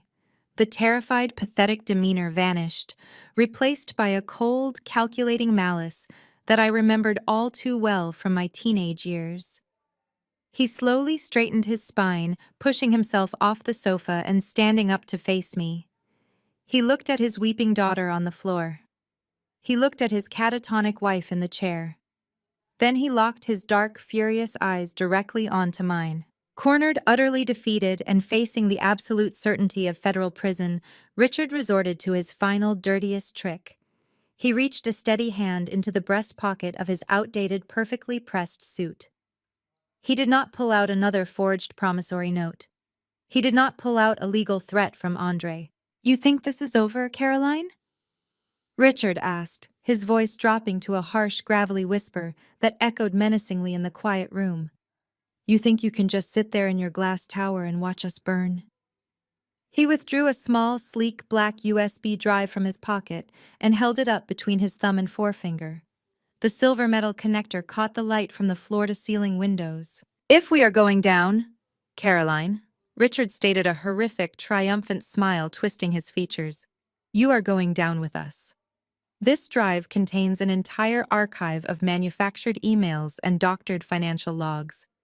It establishes a direct, undeniable link between your Zenith public relations accounts and Brittany's shell corporations. Liam shifted instantly in his chair, his posture snapping into high alert. I did not move. I stared at the small black drive in my father's hand. It is completely fabricated, of course, Richard admitted smoothly, stepping closer to the table. But the federal investigators will not know that. The press will not know that. I will hand this drive to the SEC tomorrow morning. I will tell them that Zenith PR was the mastermind behind the entire embezzlement scheme.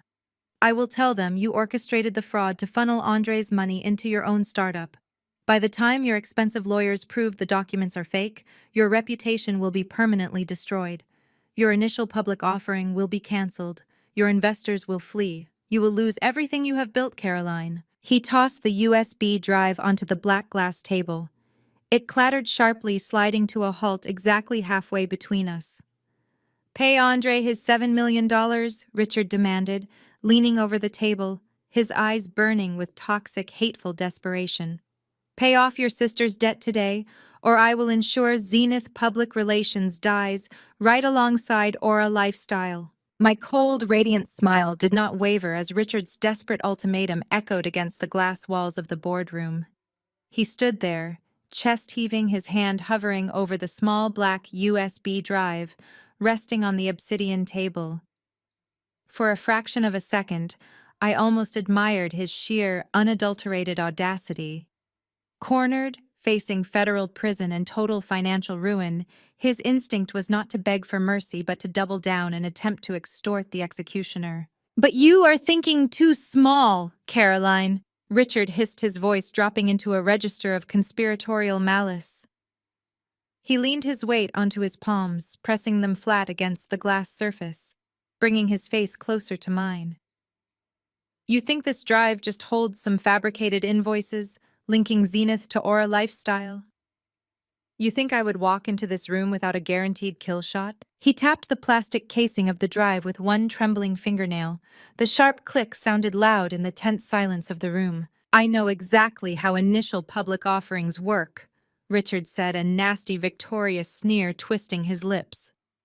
I know that the Securities and Exchange Commission requires absolute transparency.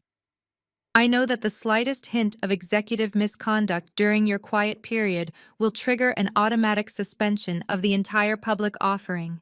So I did not just manufacture a connection to your company, I targeted your foundation. Susan, who had been weeping pathetic tears into her hands just moments before, suddenly stopped. She lowered her hands, her eyes darting between Richard and me. The realization that her husband had a backup plan, a dirtier, more lethal weapon, acted like a shot of adrenaline to her system. She slowly sat up straight in her leather chair, her posture rigidly realigning into its default state of arrogant entitlement. What exactly is on that drive, Richard? I asked, my voice calm, maintaining a perfectly level gaze. It contains 64 deeply incriminating, heavily doctored email chains. Richard bragged, his chest puffing out with pathetic pride. And it is not just your name on them, Caroline. It is Marcus Vance. Liam, sitting silently to my right, stiffened. His pen paused its rhythmic tapping against his legal pad. Marcus Vance was my lead independent board director.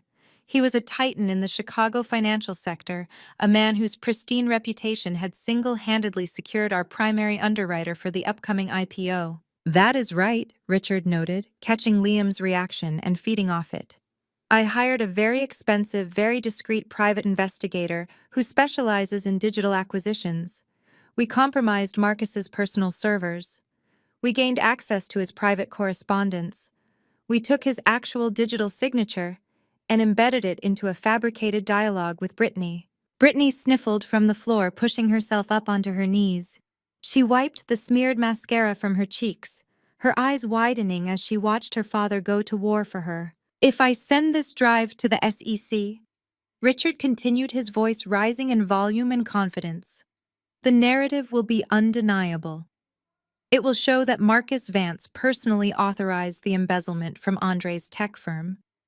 It will show that Marcus funneled that $7 million directly into Zenith Public Relations to artificially inflate your balance sheets right before the IPO. It will look like a massive coordinated corporate fraud orchestrated by your top board member to defraud public investors. It is entirely fictional. I stated, my tone analytical and completely devoid of panic. A forensic digital audit will prove the emails are doctored within a week. Marcus Vance has an alibi for every hour of his life, and my balance sheets have already been certified by federal regulators. You are threatening me with a ghost story. It does not matter if it is a ghost story. Caroline Susan snapped, suddenly finding her voice. She stood up from her chair, stepping up to stand shoulder to shoulder with Richard. Her rapid transition back to a smug, commanding matriarch was nauseating. The SEC does not care about the truth initially. They only care about the allegation. Susan crossed her arms over her chest, looking down her nose at me. The moment those emails hit the investigator's desk, your IPO is frozen. Your underwriters will pull their funding immediately to avoid the scandal. Marcus Vance will be forced to resign from your board in disgrace to protect his other ventures. By the time your expensive forensic auditors prove the documents are fake, it will be 6 months from now. Zenith Public Relations will be bleeding capital, your reputation in the financial sector will be radioactive, and your company will be worthless.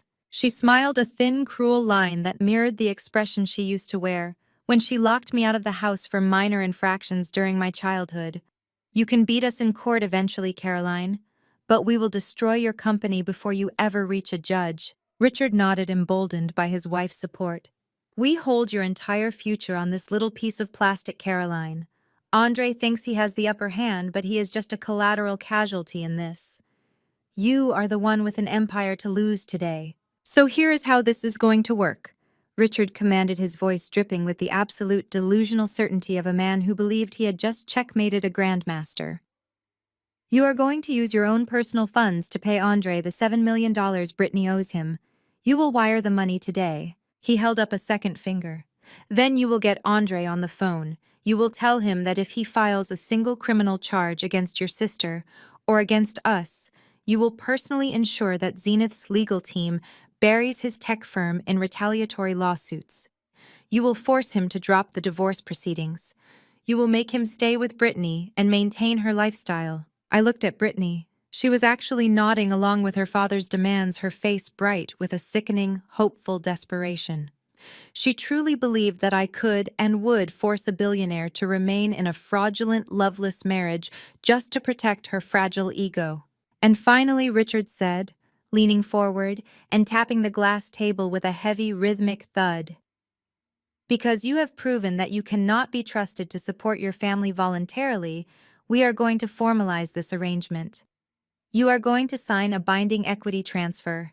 You are going to give Susan and me a 20% voting stake in Zenith Public Relations. That will ensure we are never put in a position of financial vulnerability again, and it will guarantee our fair share of the IPO profits when we allow it to proceed." The sheer breathtaking scale of their entitlement hung in the air, dense and suffocating. They had just been caught stealing millions, and their proposed solution was to demand millions more, force a hostage marriage, and steal a fifth of my company. They were not just criminals. They were completely divorced from the fundamental realities of the universe. Beside me, Liam had finally heard enough. The stoic, unflappable corporate litigator, who had sat silently through the extortion, the screaming, and the exposure of the embezzlement, finally reached his breaking point. I saw the subtle shift in his posture. His jaw clenched so tight a muscle ticked visibly beneath his skin. His knuckles turned stark white as he gripped his heavy silver fountain pen. Liam understood the legal reality of what Richard was threatening. A manufactured SEC scandal during a quiet period was a corporate death sentence. Even if the evidence was entirely fabricated, the investigation alone would trigger a mandatory disclosure to our underwriters. The underwriters would pull out, citing material risk. The IPO would collapse. The damage to Zenith's valuation would be catastrophic, and Marcus Vance's career would suffer permanent, unwarranted damage. I watched from the corner of my eye as Liam's left hand slowly slipped beneath the heavy obsidian table. I knew exactly what he was reaching for. He was aiming for the concealed security button mounted near my knee. He was preparing to summon the building's armed security detail, lock the boardroom doors, and have Richard and Susan detained for federal blackmail and corporate espionage, while he immediately drafted an emergency injunction to seize the USB drive. It was the correct, aggressive legal response. It was exactly what I paid him a small fortune to do. But I did not want security. Not yet. As Liam's finger brushed the edge of the concealed button, I moved. I smoothly reached down and placed my hand over his wrist, my fingers locking around his cuff. Liam froze. He turned his head sharply, his dark eyes meeting mine. They were blazing with a rare protective fury. He gave me a look that silently screamed the catastrophic legal implications of letting Richard walk out of this room with that drive. I simply looked back at him and offered a barely perceptible shake of my head. I gave his wrist a firm, reassuring squeeze, signaling him to stand down. Liam held my gaze for a long second, his jaw tight. Slowly, reluctantly, he pulled his hand away from the security button and placed it back on top of the glass table, though his grip on his fountain pen remained white-knuckled. I turned my attention back to my family. Richard was watching my interaction with Liam with a smug, victorious grin. He thought my lawyer was panicking. He thought I was stopping Liam from calling security because I had realized I was beaten. He thought his blackmail had paralyzed me. Susan crossed her arms, her chin tilted up in absolute triumph. "You are making the smart choice, Caroline," she purred, her voice dripping with maternal condescension. "Fighting family only leads to unnecessary pain. Once you sign the equity transfer, everything will go back to normal. We can even celebrate at the country club this weekend." I looked at the small black USB drive sitting on the table. It represented the sum total of their malicious, pathetic existence. It was a weapon forged out of lies designed to destroy the only honest thing I had ever built. They believed it was their ultimate trump card. They believed it made them untouchable. I slowly interlaced my fingers, resting my hands on the cool glass. I looked at Richard's smug face, then at Susan's arrogant posture, and finally down at Brittany, who was brushing dust off her designer dress, already preparing to step back into her stolen life. I let the silence stretch out, allowing their false sense of victory to fully inflate before I punctured it. I looked at Richard with a cold, calculating smile, the smile of an executioner who had just finished sharpening the blade. "You really believe you hold all the cards, Richard?" I said, my voice completely devoid of the fear he so desperately wanted to hear. "You think a hacked email server and a cheap blackmail play is the apex of corporate warfare?" I leaned forward, the leather of my chair creaking softly in the quiet room. "But you see, I did not just survive your house, I learned from it. I learned that you never step into a room with predators unless you have already locked all the exits. You brought a fabricated ghost story to an execution." I reached into the inner pocket of my tailored blazer. "I have one more card to play." I lowered my hand from my blazer, ignoring the drafted legal injunction, waiting securely in my inner pocket. A sterile, quiet legal battle executed behind the closed doors of a corporate boardroom was no longer a sufficient response to their audacity. They had not just threatened my livelihood, they had attempted to weaponize the integrity of my independent board members. They had brought their extortion into my sanctuary. A private destruction was too merciful for people who thrived entirely on public perception. I reached down and pulled open the concealed heavy mahogany drawer built into the underside of my side of the conference table. My fingers brushed past high-grade stationery and sleek digital storage drives until I found exactly what I was looking for. I withdrew a thick, oversized envelope. The pristine ivory cardstock was rigidly expensive, heavy enough to double as a weapon, and sealed with a ludicrously elaborate wax stamp. Across the front, rendered in immaculate raised gold foil calligraphy, were the details of their crowning social achievement. It was the official invitation to Richard and Susan's highly publicized Sapphire Anniversary Gala. They had spent the better part of a year orchestrating this event. It was scheduled to be held at the most exclusive country club in their zip code, a venue completely subsidized by the millions of dollars Brittany had systematically embezzled from Andre's tech firm.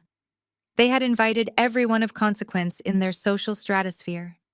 Local politicians, real estate tycoons, and fellow country club elites were all scheduled to attend and pay homage to my parents' fabricated legacy of enduring love and boundless financial success. I held the heavy envelope up, letting the gold foil catch the stark overhead lighting of the executive boardroom.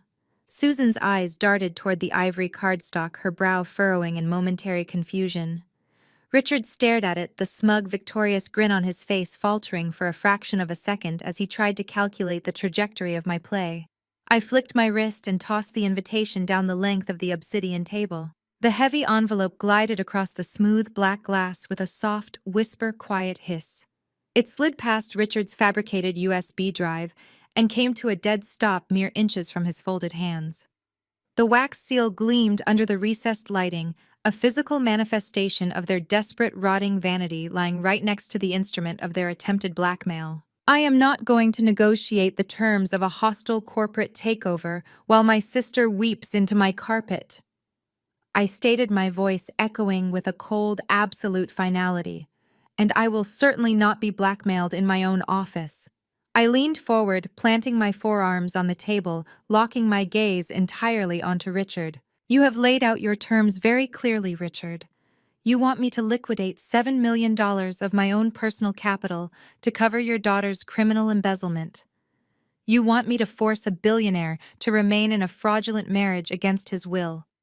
And you want a 20% voting stake in a company you did not build, simply to guarantee your share of an initial public offering you are actively trying to destroy. I paused, letting the sheer breathtaking insanity of his demands ring loudly in the quiet space. Those are massive structural changes to my firm's capitalization table. I continued, my tone shifting into the crisp, detached cadence of a CEO addressing a minor vendor.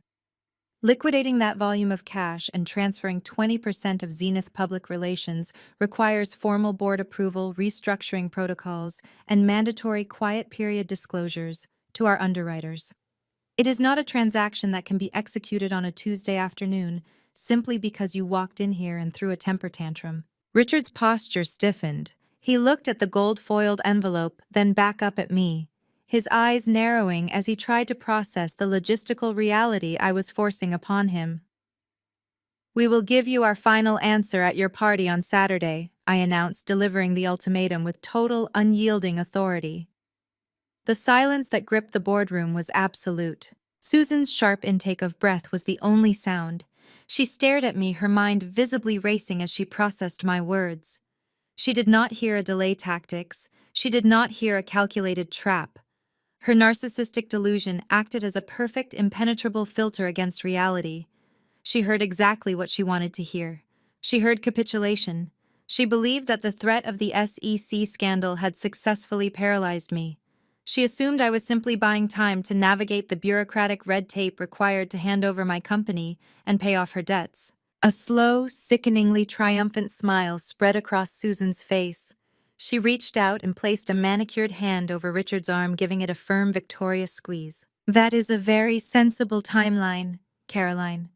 Susan purred, her voice instantly, recovering its thick layer of maternal condescension. She stood up from her leather chair, smoothing the front of her stolen designer skirt with absolute arrogance. It is good to see that you still possess some basic business acumen beneath all that stubborn independence. Richard visibly relaxed. The tension drained from his shoulders as he absorbed his wife's confidence. He picked up his manufactured USB drive, slipping it safely back into the breast pocket of his suit. He left the gold-foiled invitation lying on the table, a discarded prop in a scene he believed he had just dominated. We expect you to arrive promptly at 7 o'clock. Caroline, Richard dictated, buttoning his suit jacket with the pompous authority of a conquering king. Do not attempt to stall. If the equity transfer documents are not in my hands before the first course is served, that drive goes directly to the federal regulators on Monday morning. And bring your checkbook. We have a lot of family healing to finance. They did not wait for my response. Susan stepped around the heavy chairs and reached down, grabbing Brittany by the upper arm with a painful, bruising grip. She hauled her weeping daughter up from the carpet without an ounce of genuine comfort. Brittany stumbled to her feet, her face streaked with ruined makeup, her breathing ragged and shallow. She looked frantically toward the frosted glass partition, her eyes searching desperately for Andre, silently begging for a reprieve that was never going to come. Susan jerked her arm hard, breaking her focus, and pulling her roughly toward the heavy double doors. We will see you on Saturday, Caroline. Susan threw over her shoulder, not bothering to look back. Try to wear something appropriate. It is a very exclusive crowd. The heavy mahogany doors swung open and shut with a muted, heavy thud. They were gone. The sudden absence of their toxic, suffocating energy left a ringing vacuum in the executive boardroom. Liam exhaled a long, measured breath, placing his silver fountain pen precisely parallel to his legal pad. He did not say a word, but the rigid tension in his jaw indicated just how close he had come to calling the authorities. The electronic track of the privacy partition engaged once more. The frosted glass slid seamlessly backward, revealing Andre standing in the threshold of the executive suite. He had not left the floor. He had stood in the adjoining office listening to the entire blackmail attempt, waiting to see exactly how I would handle the people who had just stolen $7 million from his empire. Andre walked slowly back into the boardroom. His face was a mask of cold, controlled fury. The professional detachment he had maintained while confronting his wife had vanished, replaced by a dark, simmering anger, directed entirely at the audacity of Richard's extortion play. He stopped at the edge of the conference table, looking down at the gold-foiled invitation, left resting on the black glass. He picked it up, turning it over in his large hands, examining the ridiculous wax seal and the embossed lettering. "Are you really going to let them get away with this?" Andre asked, his voice low and dangerously quiet. He tossed the invitation back onto the table. "They just threatened to destroy your initial public offering with a fabricated federal investigation. They are actively attempting to steal 20% of your firm to cover the exact funds they embezzled from mine. If you give them until Saturday, they will spend the next 3 days moving assets and shredding evidence." I remained perfectly still in my chair. I looked at the invitation, then up at Andre, and finally turned my gaze to Liam, who was watching me with the sharp, predatory patience of a litigator waiting for the order to strike. "No," I said, the single syllable falling into the quiet room like a drop of liquid nitrogen. I leaned forward, resting my clasped hands on the cool surface of the table. "We are not going to let them get away with anything. And we are certainly not going to hand them a 20% equity stake in Zenith Public Relations." I looked back at Andre, letting a cold, calculating smile spread across my face. "They want a public spectacle," I continued, my voice steady and completely devoid of mercy. "They want to leverage their fabricated social standing to force our compliance. They believe that their country club elite status makes them untouchable. They think they can hide behind their wealth and their pedigree while they actively extort us." I picked up the heavy ivory envelope, feeling the raised gold lettering beneath my thumb. "So we are going to give them exactly what they asked for. We are going to attend their beautiful, expensive Sapphire Anniversary Gala. We are going to walk right into the center of their elite social circle." I dropped the invitation back onto the table. "We are going to burn their entire house of cards down in front of everyone they care about." The heavy boardroom doors had barely clicked shut behind my family before the atmosphere in the room fundamentally shifted. The toxic, suffocating energy of Richard and Susan's entitlement evaporated instantly, replaced by the sharp electric hum of an apex corporate war room. There was no panic, there was no hesitation. There was only the cold, methodical execution of total annihilation. Liam was already on his feet, his phone pressed to his ear before I had even settled back into my chair. His fingers flew across his tablet, pulling up a web of legal contacts. He was a corporate litigator who specialized in destroying hostile takeover attempts, and Richard had just handed him a declaration of war on a silver platter. "Get Marcus Vance's personal counsel on a secure line immediately," Liam ordered his senior associate, pacing the length of the glass wall. "I need an ironclad digital alibi for every hour of the last 6 months of Vance's life. Flight manifests, hotel receipts, televised appearances. Richard Adams just threatened a fraudulent SEC disclosure during our quiet period. I want a preemptive injunction drafted, a defamation suit prepared, and federal investigators on standby for corporate extortion. We are locking down our entire executive board by midnight." While Liam mobilized his legal network, Andre was standing at the edge of the conference table, speaking rapidly into a secured satellite phone. He was speaking in crisp, clipped sentences to his lead cybersecurity director in Seattle. "I do not care what the firewall protocols are. Rip them down," Andre commanded, his voice vibrating with lethal authority. My father-in-law just walked into Zenith Public Relations with a fabricated USB drive containing forged emails. "I want the origin of those files traced to the exact IP address. I want the digital footprint of the private investigator he hired, the routing numbers he used to pay for the hack, and the metadata of every single altered timestamp. Tear the drive apart and build me a chain of evidence that will put them both in federal custody." I did not sit idle. My firm was about to go public, and my parents were attempting to detonate a media scandal to tank the valuation. I opened my secure terminal and initiated a total communications lockdown. I bypassed my standard PR teams and directly contacted my crisis management specialists, the absolute best fixers in the industry. "We are facing a coordinated defamation attack, masked as a whistleblower leak," I typed rapidly into the encrypted channel addressing my elite team. "Prepare a comprehensive media suppression strategy. I want draft press releases categorizing this as a malicious extortion attempt by estranged relatives. Have our key financial journalists on standby for an exclusive verified narrative drop. We control the story, or the story controls us." The three of us operated with a brutal, synchronized efficiency. There was no need for discussion or debate. We all understood the stakes, and we all knew exactly how to dismantle a threat. Within 20 minutes, the entire infrastructure of Richard's pathetic blackmail scheme was being actively hunted down and neutralized by the best legal, technical, and public relations minds in the country. Andre ended his call and placed his phone face down on the glass table. He looked at me, his sharp eyes studying my face. "You did not even flinch." He observed, his tone a mixture of professional respect and genuine curiosity. "When he pulled that drive out and threatened your life's work, your heart rate did not even spike." "Because I know exactly who I am dealing with," I replied, closing my laptop and turning to face him. "Richard is a coward who bullies people he believes are weaker than him. He relies on shock and awe to force compliance. The moment you show him that you are not afraid of his fabricated weapons, his entire strategy collapses." "But why Saturday?" Andre asked, crossing his arms and leaning against the heavy leather chair. "Why let them believe they hold the power for another 3 days? Why wait for their anniversary gala to deliver the final blow? We could crush them by tomorrow morning." I looked down at the gold-foiled invitation still resting on the polished black glass.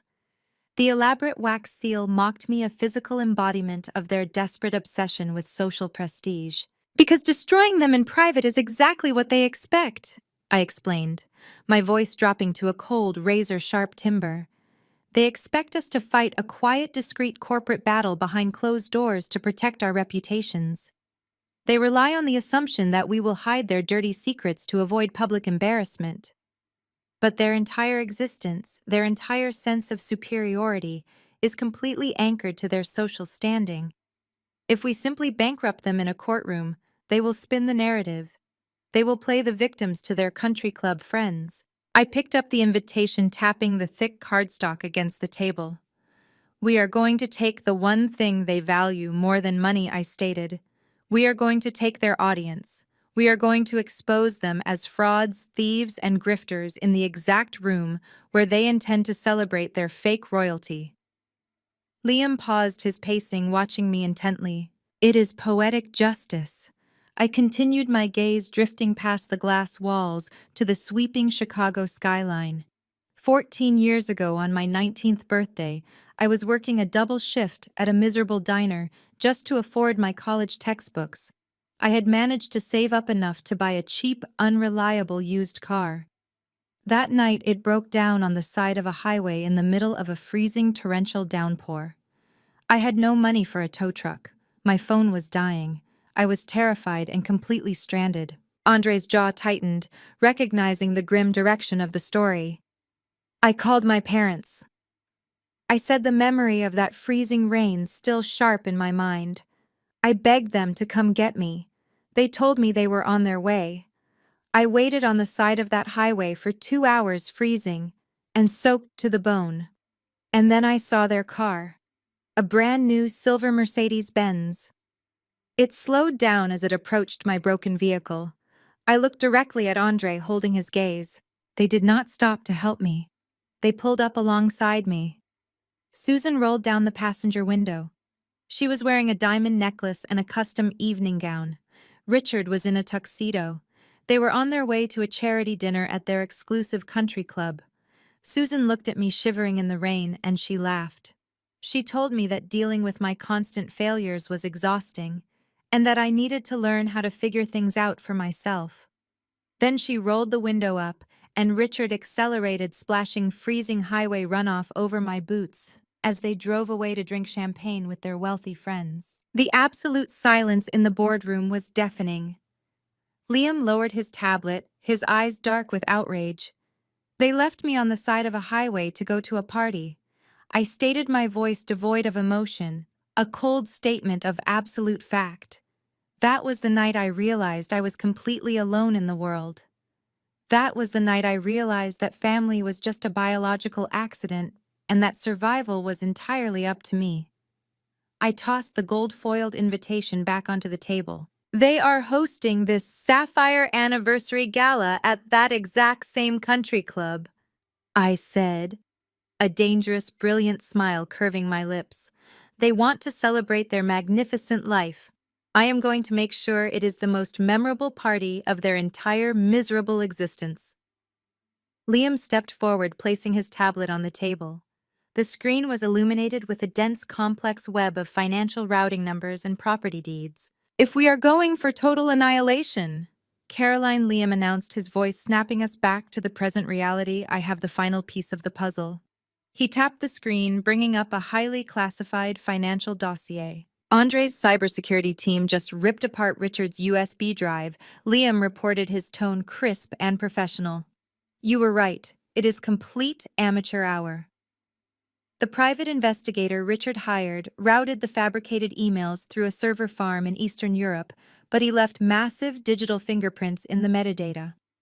Furthermore, we just confirmed Marcus Vance's alibi. During the exact timestamps of those supposedly incriminating emails, Marcus was delivering a keynote address at a televised financial summit in London. The SEC threat is completely dead on arrival.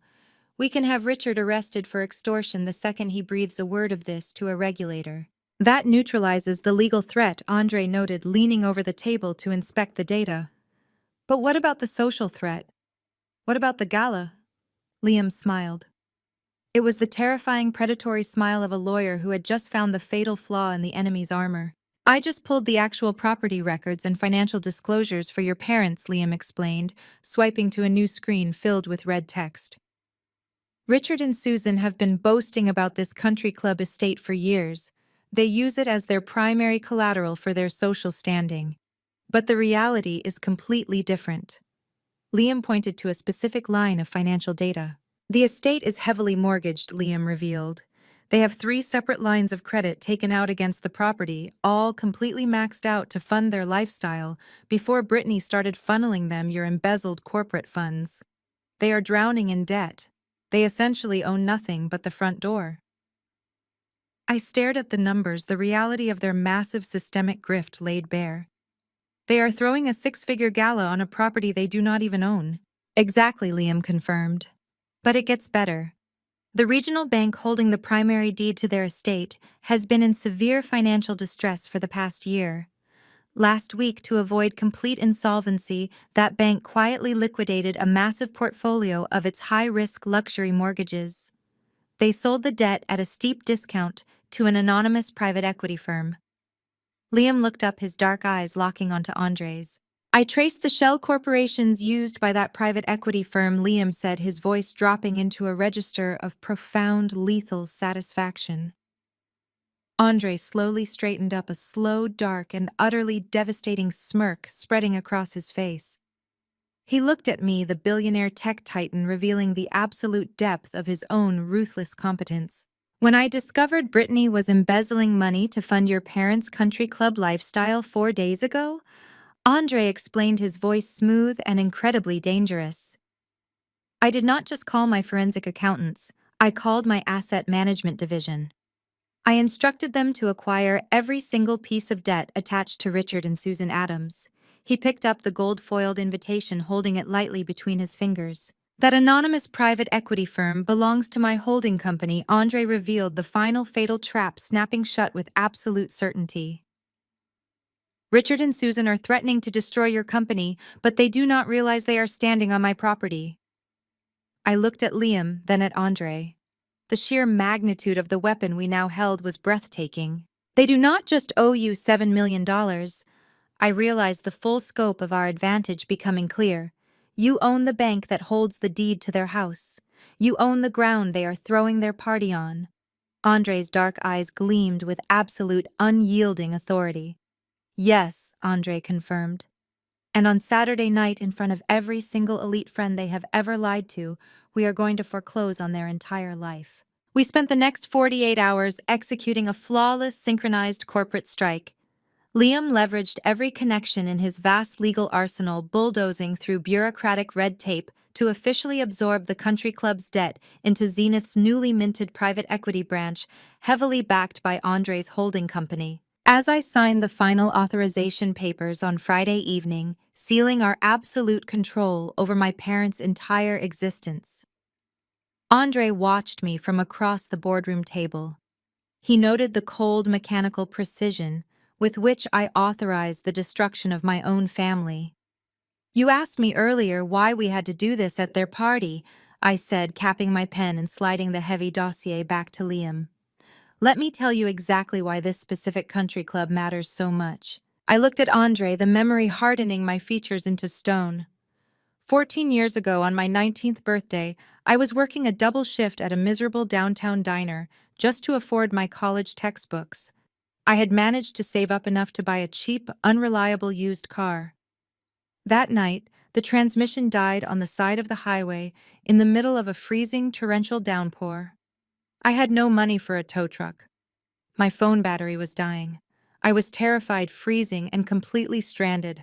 I leaned back in my chair, holding Andre's unyielding gaze. I called my parents. I begged them to come get me. They told me they were on their way. I waited on the shoulder of that highway for 2 hours, soaked to the bone and shivering so hard my teeth cracked.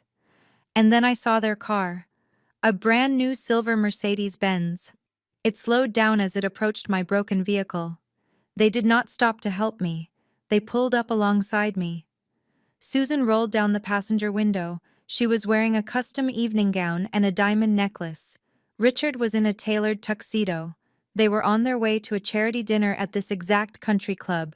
Liam stopped sorting the paperwork, his expression darkening as he listened. Susan looked at me, shivering in the freezing rain, and she laughed. I stated my voice devoid of any human warmth. She told me that dealing with my constant failures was exhausting, and that I needed to learn how to figure things out for myself. Then she rolled the window up. Richard accelerated, splashing freezing highway runoff over my boots as they drove away to drink champagne with their wealthy friends. They left their teenage daughter stranded on a dangerous highway so they would not be late for a party. That was the night I realized family was just a biological accident. I stood up from the table, smoothing the lapels of my blazer. They value their social audience more than they value human life, I concluded, so we are going to use their audience to bury them. Saturday night arrived with a suffocating display of unearned opulence. The country club was dripping with excess, a grotesque monument to a lifestyle funded entirely by stolen capital. Valets in crisp uniforms rushed to open the doors of luxury vehicles.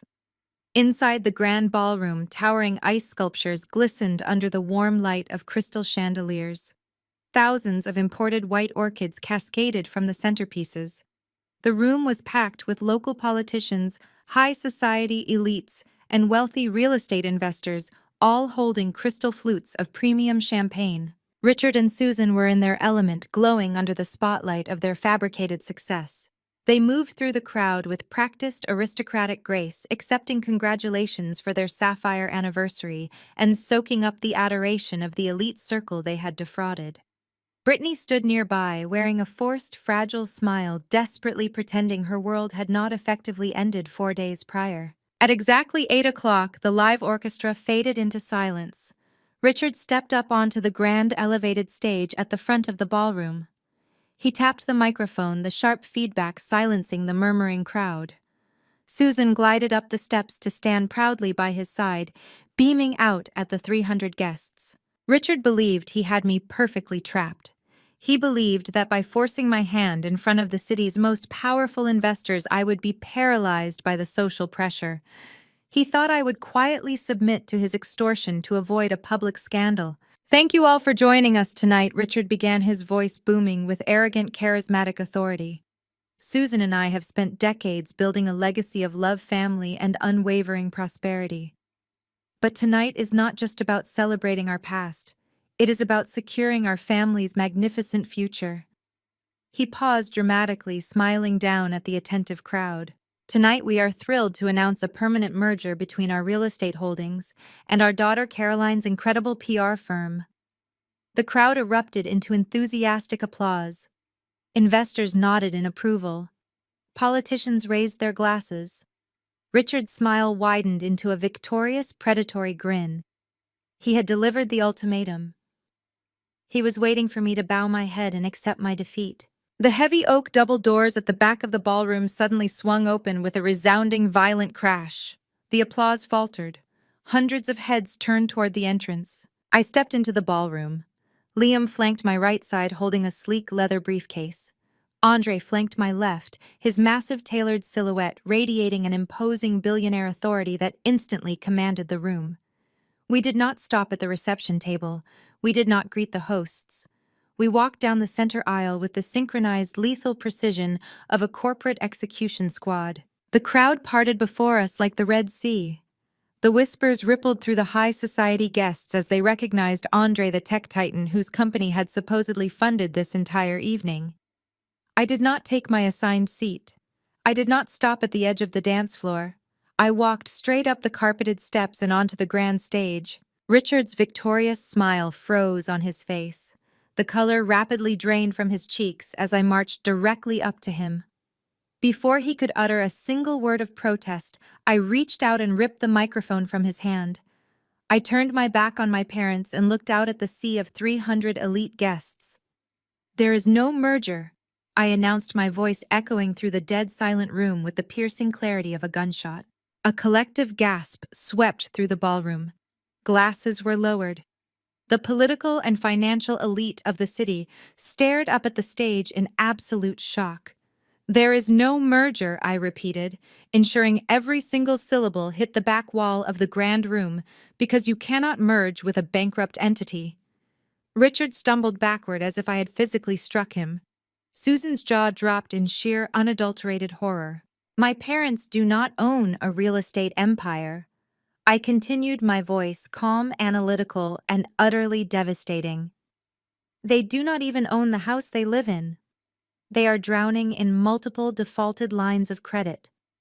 And as of yesterday morning, my firm's private equity branch officially purchased the foreclosed deed to this entire estate.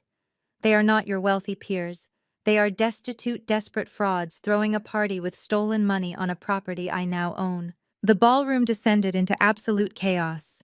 Investors began whispering frantically to their spouses. Politicians took immediate, calculated steps backward, physically distancing themselves from the radioactive scandal detonating on the stage. Susan lost her mind. The carefully constructed facade of the elegant, aristocratic matriarch completely evaporated, revealing the feral, desperate narcissist beneath. "She is a liar!" Susan shrieked, her voice cracking with hysterical panic. She lunged forward, her manicured hands clawing desperately for the microphone, trying to silence the truth. "She is a jealous, pathetic failure trying to ruin our night. She never reached me." Andre stepped forward, his massive frame easily intercepting her path. He did not touch her. He simply sidestepped her frantic, grasping hands with the smooth, practiced motion of a man completely unbothered by a tantrum. He walked past the screaming matriarch and moved directly to the edge of the stage, towering over Brittany, who was attempting to shrink into the shadows of the floral arrangements. Andre reached into his tailored jacket and withdrew a thick, heavy stack of legally bound papers. He held them out, forcing Brittany to take them in front of the entire horrified audience. "Divorce papers," Andre stated, his deep voice carrying easily over Susan's hysterical screaming. "And a civil suit for the $5 million you embezzled from my company to fund this pathetic illusion." Brittany's knees buckled. She collapsed onto the polished wood of the stage, the heavy legal documents scattering around her as she buried her face in her hands and began to wail. Richard snapped. His entire empire, his entire identity had just been incinerated in less than 60 seconds. The reality of federal prison, total bankruptcy, and absolute social ruin shattered whatever remained of his sanity. He lunged at me. He grabbed my left arm, his fingers digging brutally into my fabric, his grip tight enough to bruise. "You are destroying this family." Richard hissed, his face inches from mine, his eyes wild and bloodshot with toxic, hateful desperation. I looked down at his trembling hand clutching my arm. I felt absolutely nothing. No fear, no regret, no lingering attachment to the man who had authorized my abandonment. I looked back up into his furious, terrified eyes. I smiled. I ripped my arm out of his grasp with a violent, disgusted jerk, shoving him backward. I turned away from my ruined family and looked straight to the back of the grand ballroom, locking eyes with the technician I had heavily compensated in the AV booth. I raised my right hand into the air and gave the signal. I dropped my hand. My signal received loud and clear by the technician I had heavily compensated earlier that afternoon. The massive projector screens flanking the grand stage, which were supposed to display a touching, carefully curated retrospective of Richard and Susan's 40-year marriage, suddenly flashed a blinding white. The string quartet, confused by the abrupt shift in production, faltered and stopped playing entirely. The screens did not show vintage wedding photos or idyllic family vacations. They showed high-definition scans of corporate bank statements. They displayed the fraudulent disbursement authorizations with Andre's clumsily forged signature glaring in stark red ink. Next to them, massive side-by-side comparisons of Brittany's offshore shell company routing numbers and my parents' country club mortgage payment accounts materialized for all 300 guests to see. Then Liam's final masterstroke appeared on the display. It was the digital footprint of the private investigator Richard had hired to frame Marcus Vance. The screen showed the exact invoice paid directly from Susan's personal checking account, explicitly outlining the creation of manufactured digital evidence and extortion materials. The entire anatomy of a federal crime was laid bare in 60-point font, illuminated under the glittering chandeliers. The collective gasp from the audience sucked the oxygen out of the ballroom.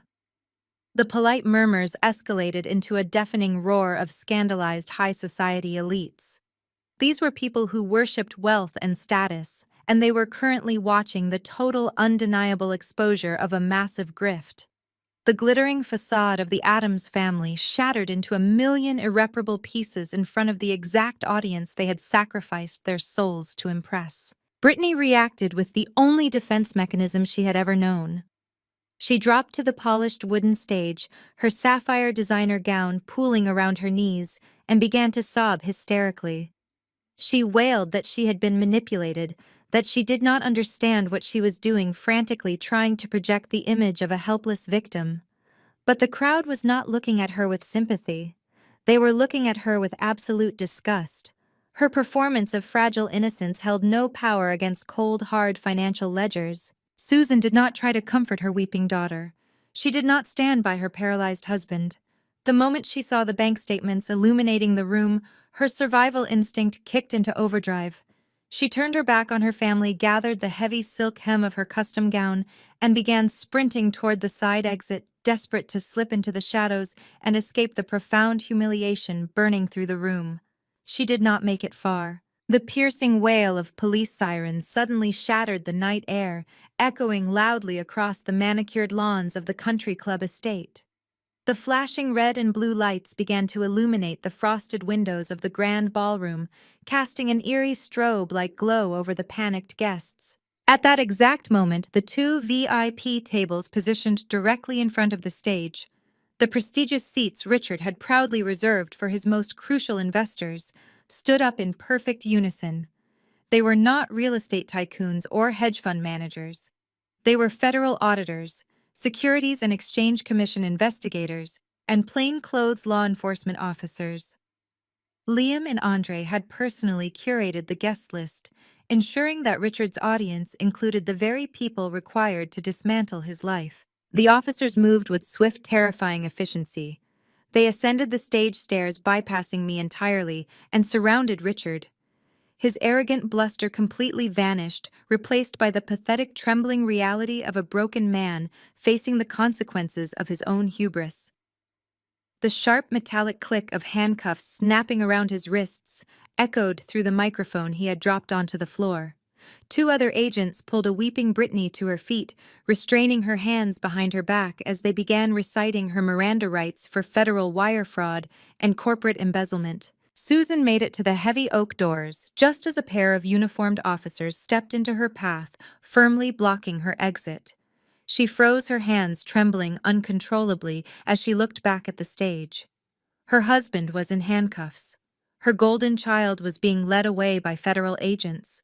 Her stolen wealth, her fake prestige, and her entire social identity had been vaporized in a matter of minutes. The ballroom was an absolute pandemonium, but on the stage a pocket of stillness surrounded us.